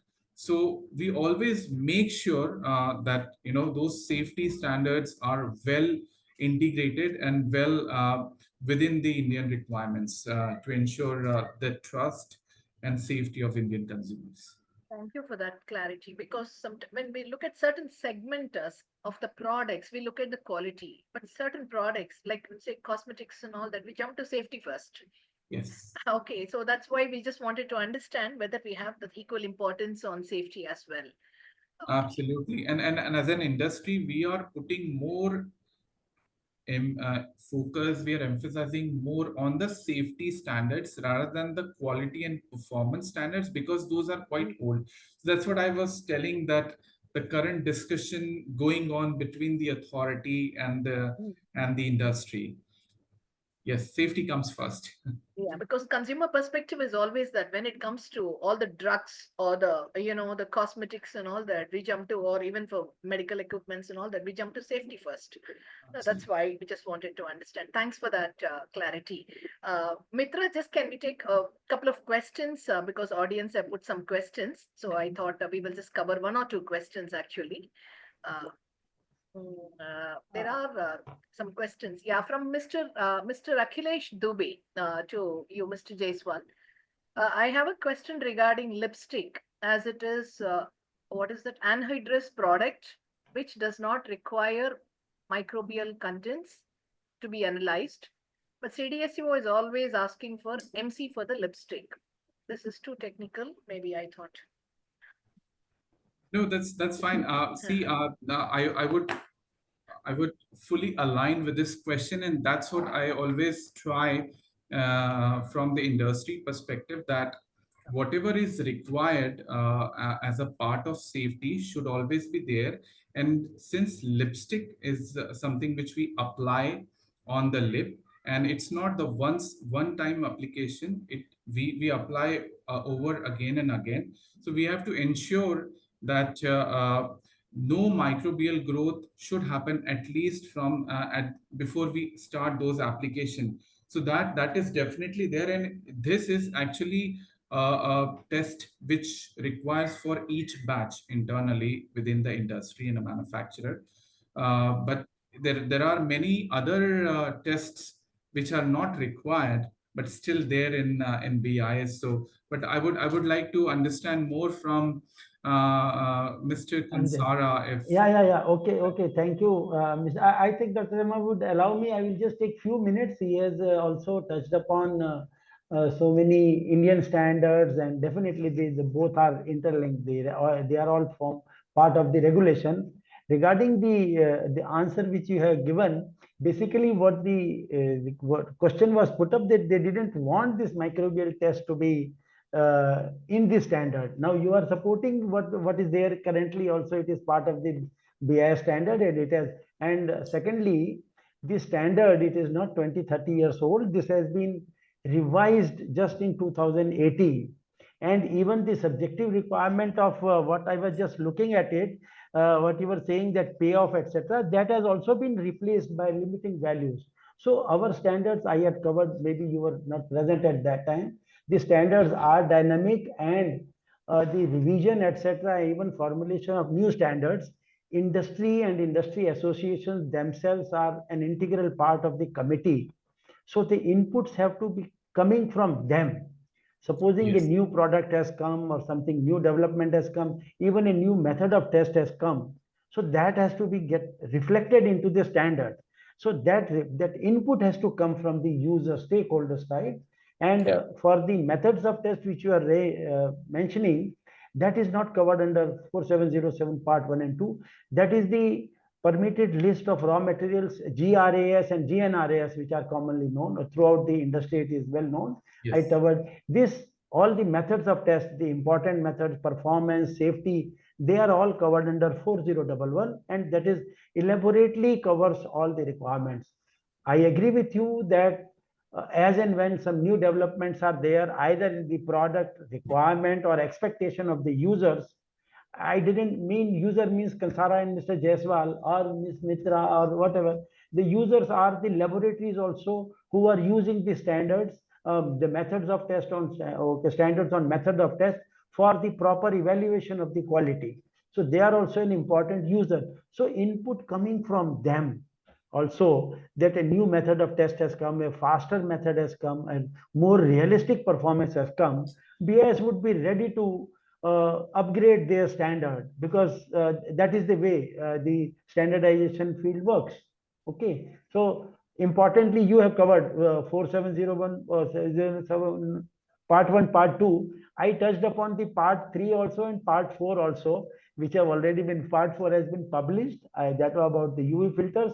Part 3 is under print. Okay, so they are all new standards which are coming up. Thank you.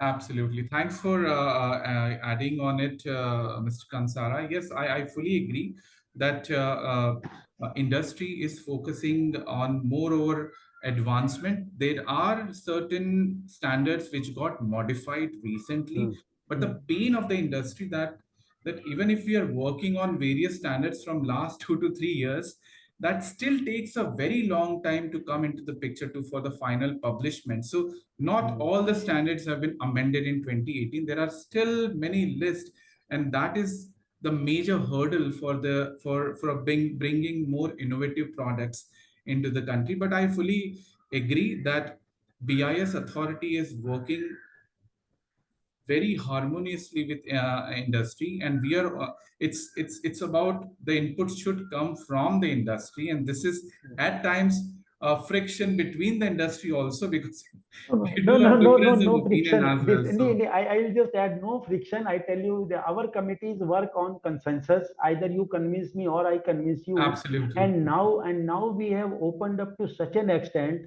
It is not that the inputs to the standards will come only from the committee members. No. Now, if you just visit our website or the BIS website, I'm although no longer with BIS. Okay, I just retired from there, but I continue. It is my passion. So what is there is any individual, you just log into there, and any clause of the standard can be commented upon with justification. And if there is a good amount of content over there where you would like a personal presentation during the meeting also, they can invite you also for making such presentation during the meeting and convince the committee members, okay, look, this is what is missing over there. I was just, because preparing for this program, I just went through, I was really seeing a standard which is published, which is not part of the, in the presentation I covered a little bit that although the list of the CDSCO is only for 35 or 36 products, our list is already 42. So new standards have also been developed over a period of time. Yes, I agree, if the pace of standardization is not that much which is expected by the stakeholders, but it has there will improved. be, so that can be improved. But just have now the scenario is changed. Rama Madam knows for the last few years she has been interacting. BIS has become responsive to the stakeholders' needs, Yes. and efficient also. Please feel free to convey them your any specific comments, and you will see to it that they are taken care of. Yes. Either it is not that every comment will be agreed upon, but definitely they will discuss about it. Okay. Yeah. Thank you. COVID. Between 2018 and 24, the COVID happened in between. Yeah. So the global priorities have undergone a change. The country's priorities, maybe the cosmetics has been pushed to the lowest this thing, because health products came into prominence, be it drugs or some other products, there was the 2-3 years, and I could see a rush to develop standards and be getting into the supply chains. The health products kind of pressure eased out only in the last 2 years, I guess. Otherwise, we were part of the global supply chain. So the country's priorities also, but cosmetics is what we all love at the end of the day, all of us. And then some attention, as I said, we are always looking for safe products, safety and looking for more and more bio based. That's how, as women, I'm talking about my experience. So the focus is more on that.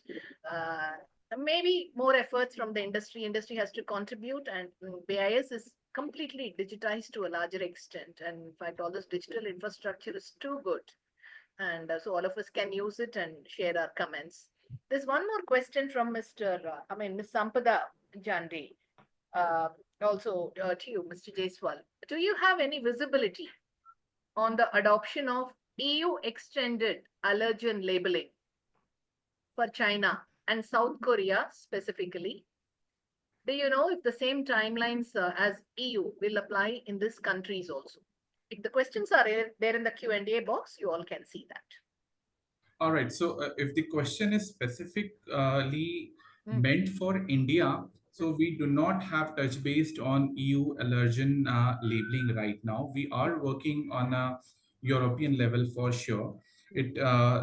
For China, there is a separate requirement, but they are working and in tangent. There are certain discussions also being started at ASEAN level, but for India, as of now, we have not seen any advancement in this sector, but it's not like CDSU is not aware. They are fully aware of it, but their primary focus is right now is to work on the new cosmetic and drugs bill, which is pending from last couple of years. But then definitely we will not be surprised if Indian authority starts discussing on allergen labeling in India as well. There's another question from Mr. Akhilesh Dubey. If we have a kit containing multiple products, how can we place batch number, manufacturing date used by on the outer pack as per the legal metrology rules?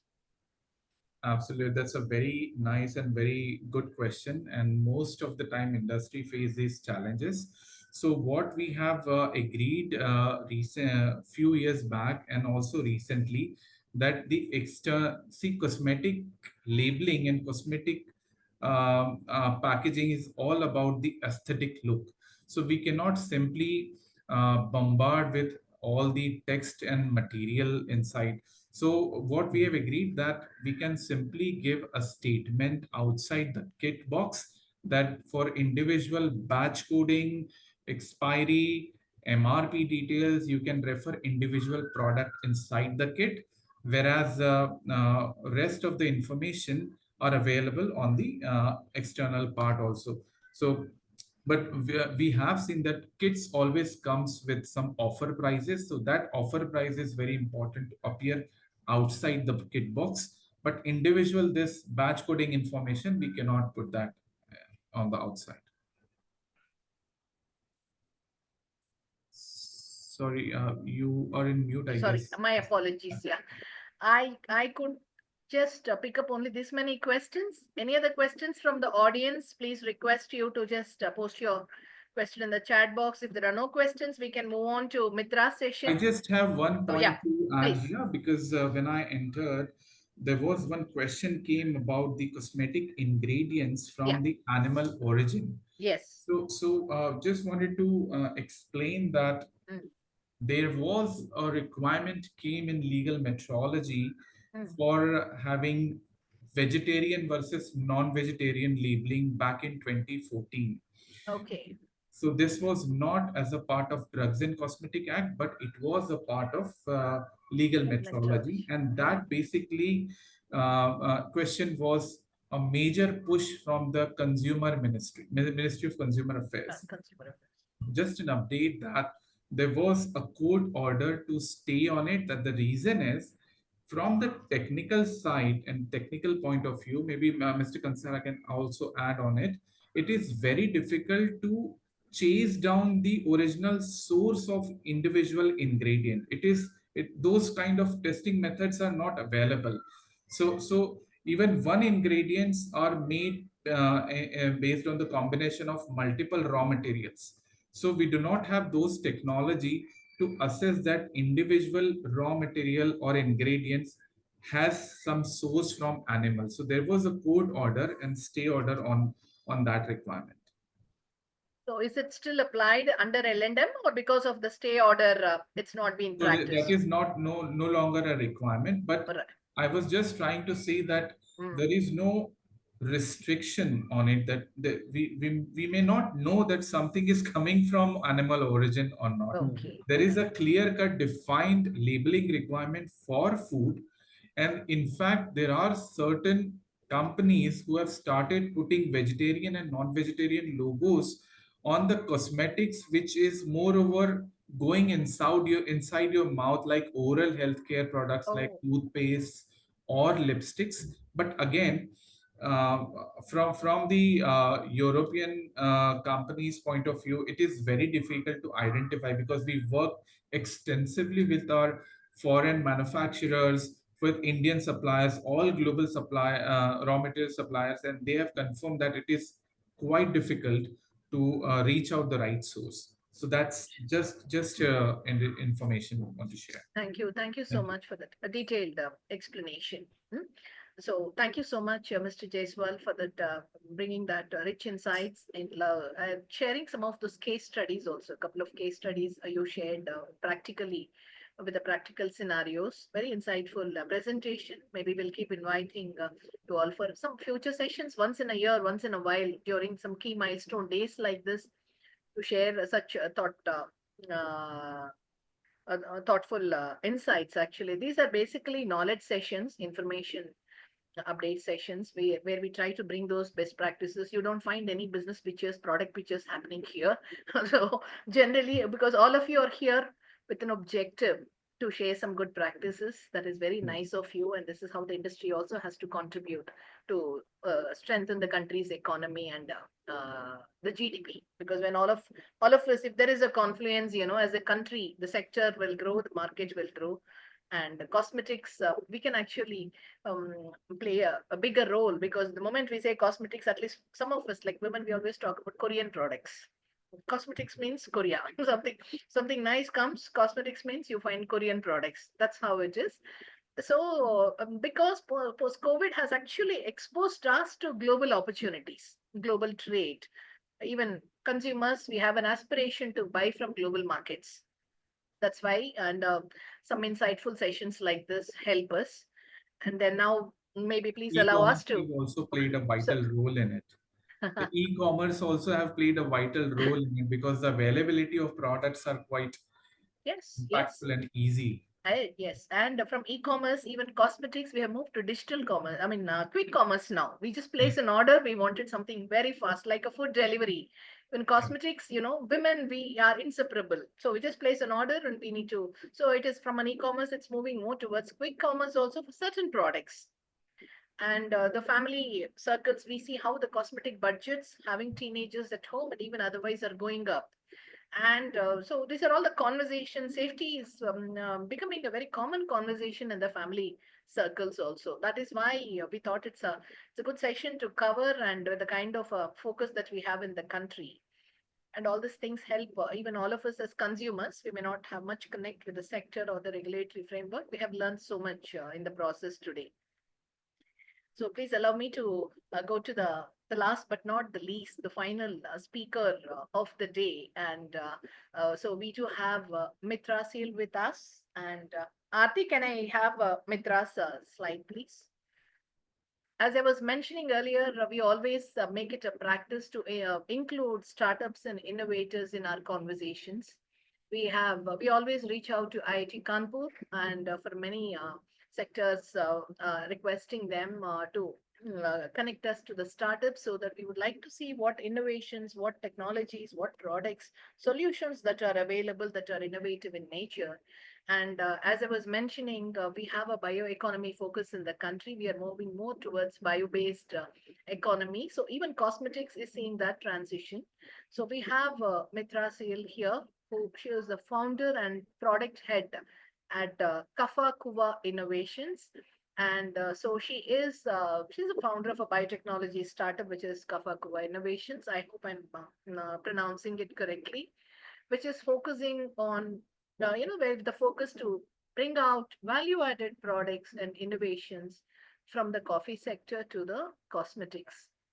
So she has a vision to build local manufacturing ecosystem and to promote environmental conservation to address climate change through her innovations and product research.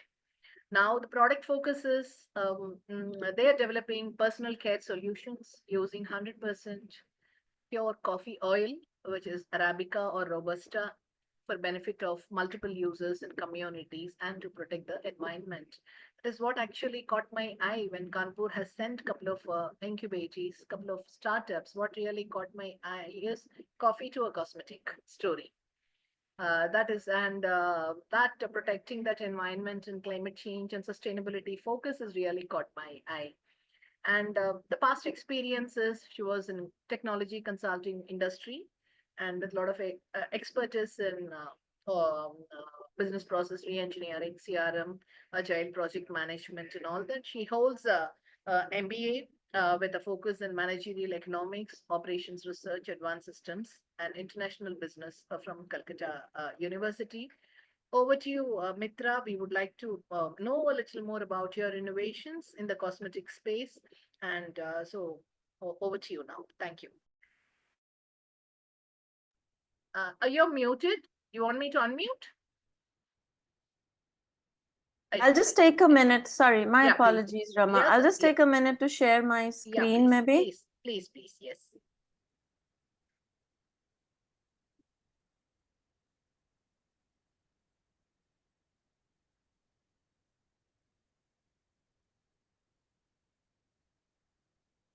Is the screen visible now, Rama? It's Or is loading, it just it's loading. loading? It's loading, it's loading. Just give me Yeah. a second.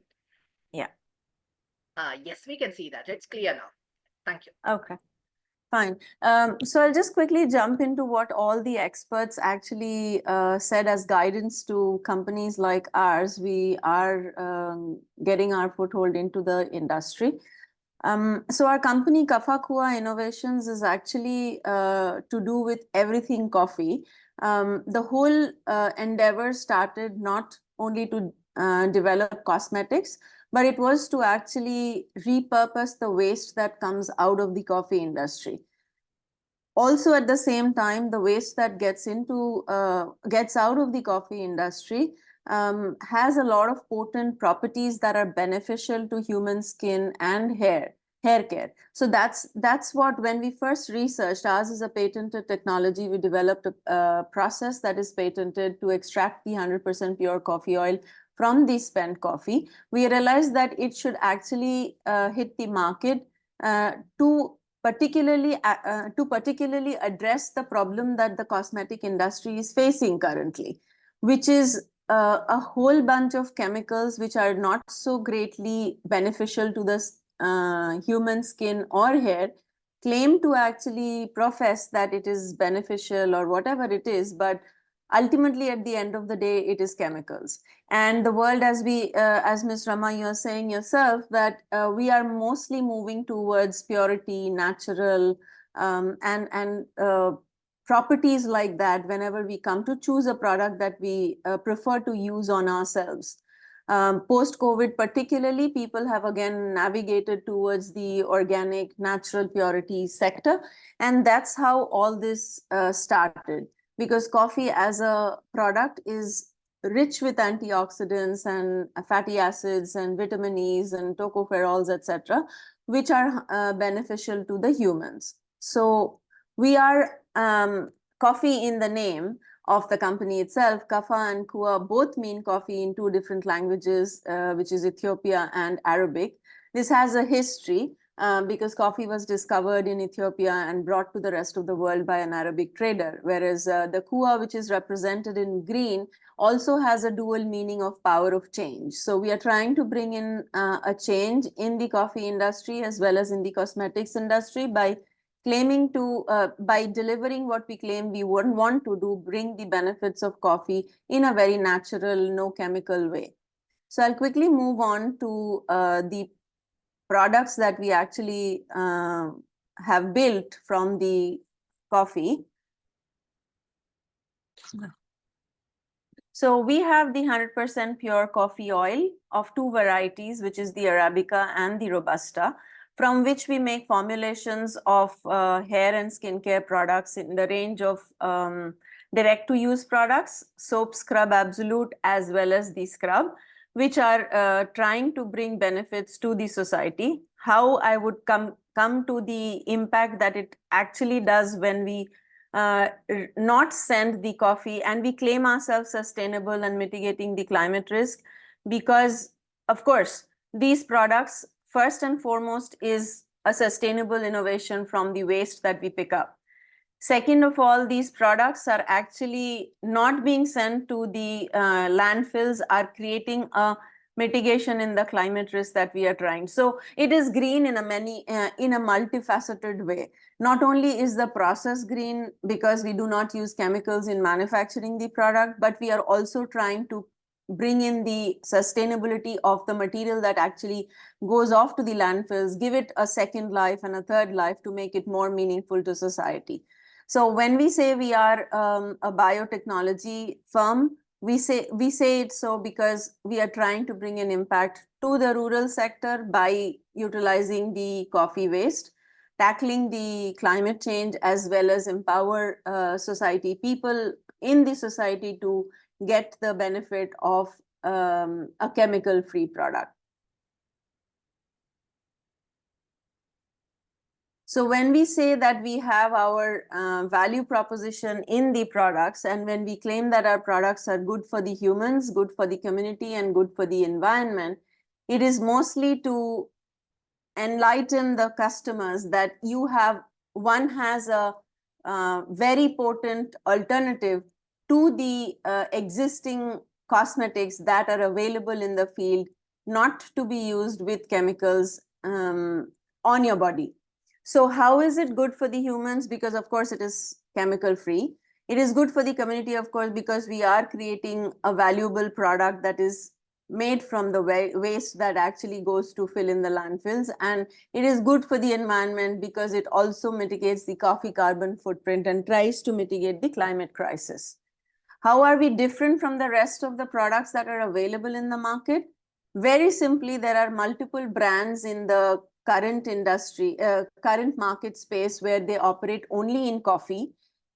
Most of these companies make a brand out of coffee, whereas their ingredients of coffee, as the laws mandate us to highlight the components and the ingredients on the labels, the potency of the presence of coffee is the least in their products. So we would want to actually highlight the fact that if we are a coffee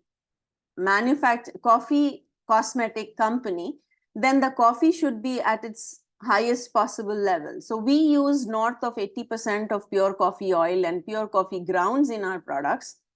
And whereas compared to other companies, they have a percentage of 0.02, whereas they are claiming that it is a coffee related product. So that's how we differentiate ourselves in using green technology and a sustainable product, chemical free and natural. And of course, it is innovative because we have used a waste product to innovate our product range, completely trustworthy and beneficial to the human skin and hair. No other products in the market actually cater to the green circular economy of making chemical free products. That is one thing for sure. And this is how we would like to make a difference in the society by stating what we make and what would be the best way forward for the industry in using the least amount of chemicals and least amount of potent, harmful chemicals on our body.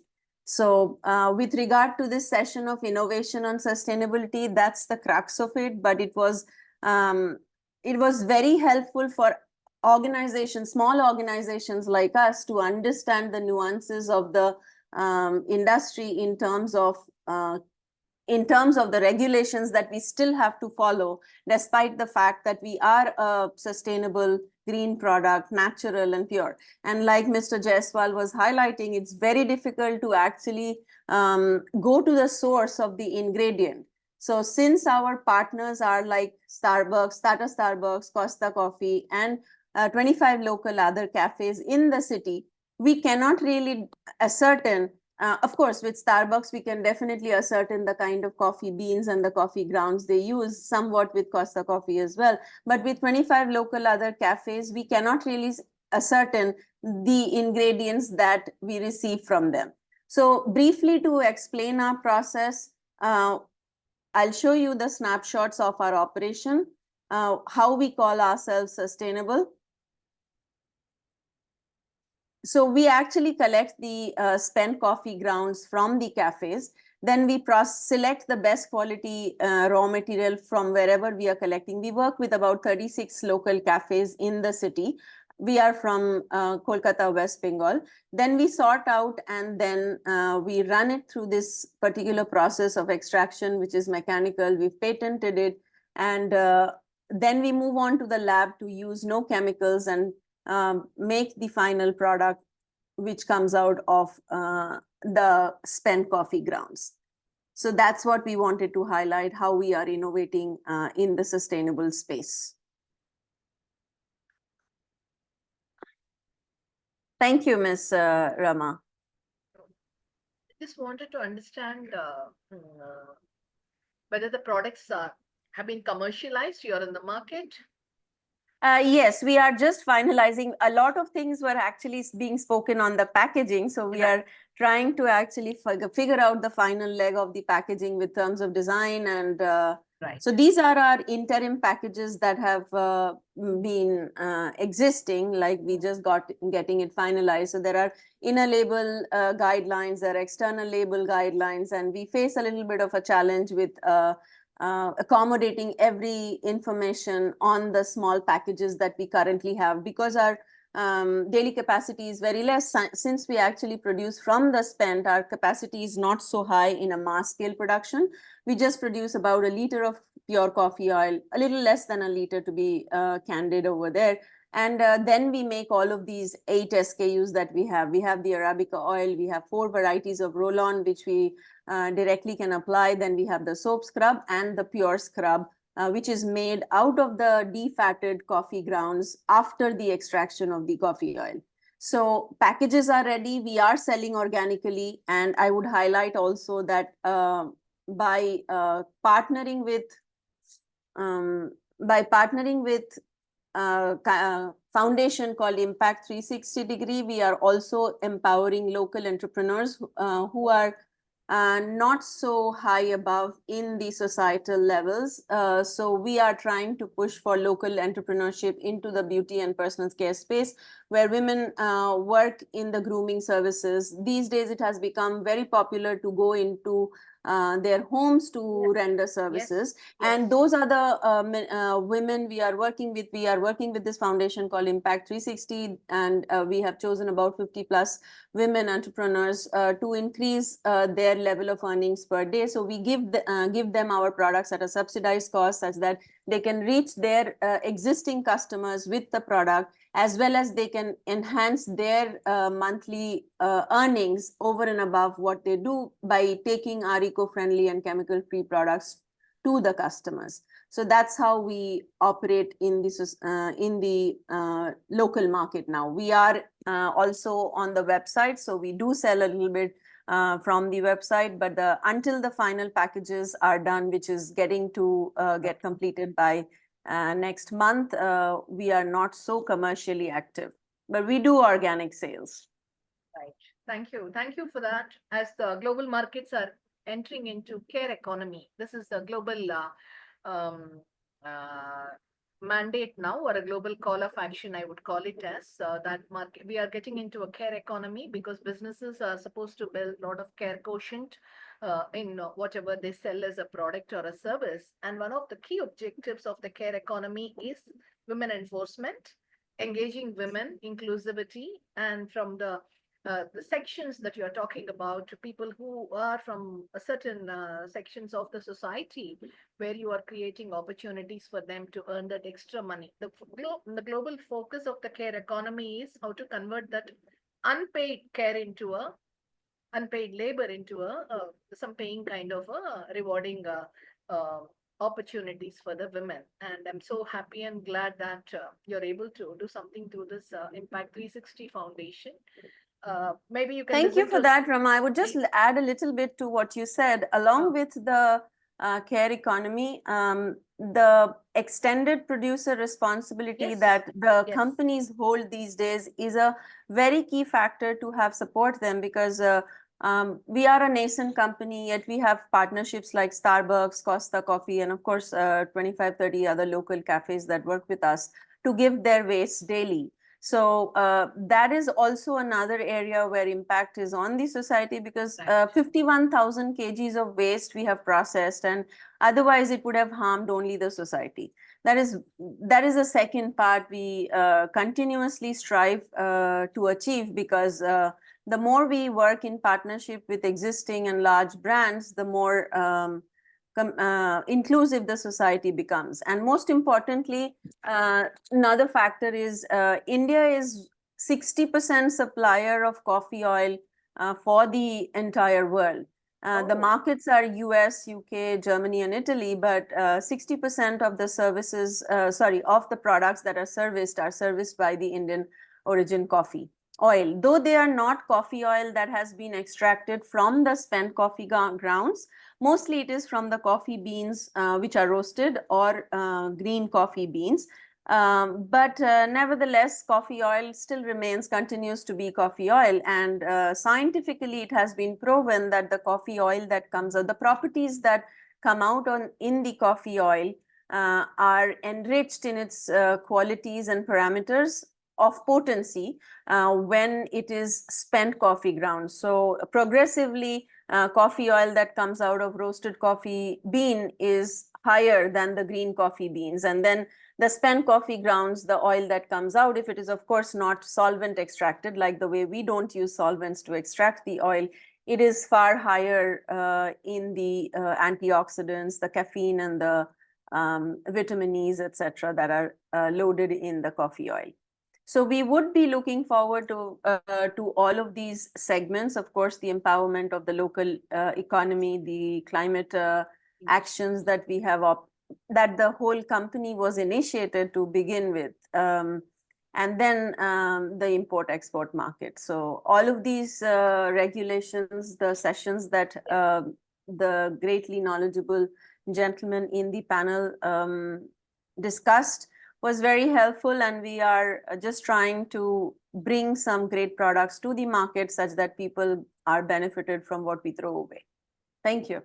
Thank you so much for that detailed information and insights. Coffee is an emotion for most of us, and then even coffee oil also gets extended naturally.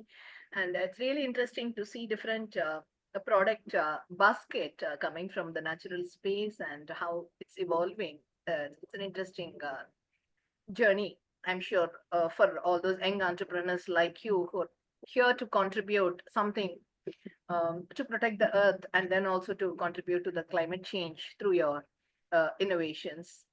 So Thank you, Ms. Rama. Any questions from the audience? If there are no questions, because I don't see any questions, very purpose of introducing startups and innovators is to make this connect with what's happening, because none of us know what are the innovations. We are always constantly looking for something new, something innovative, which has got a positive impact on the environment also. Of course, we all know about various other products like Oriflame and all this, which we keep, at least some of us keep buying regularly in various other products. We are also seeing a lot of transition from the traditional sector towards bio-based product, where they're also doing a lot of research. And then you see all the traditional brand sectors, product basket has some bio elements and bio cosmetics and all that. So coming to the I'll share an interesting insight, Ms. Rama, when you said the global market and bio-based. Just about a couple of days, Nivea, everybody knows Nivea. We grew up with Nivea. Suddenly, I look out for a product and of Nivea, which I regularly has been using from childhood. And then I find Nivea face wash coming in the flavor of basin, and they are writing basin on their package. Like, I couldn't believe it's a product made in Germany, and they are writing Nivea face wash basin.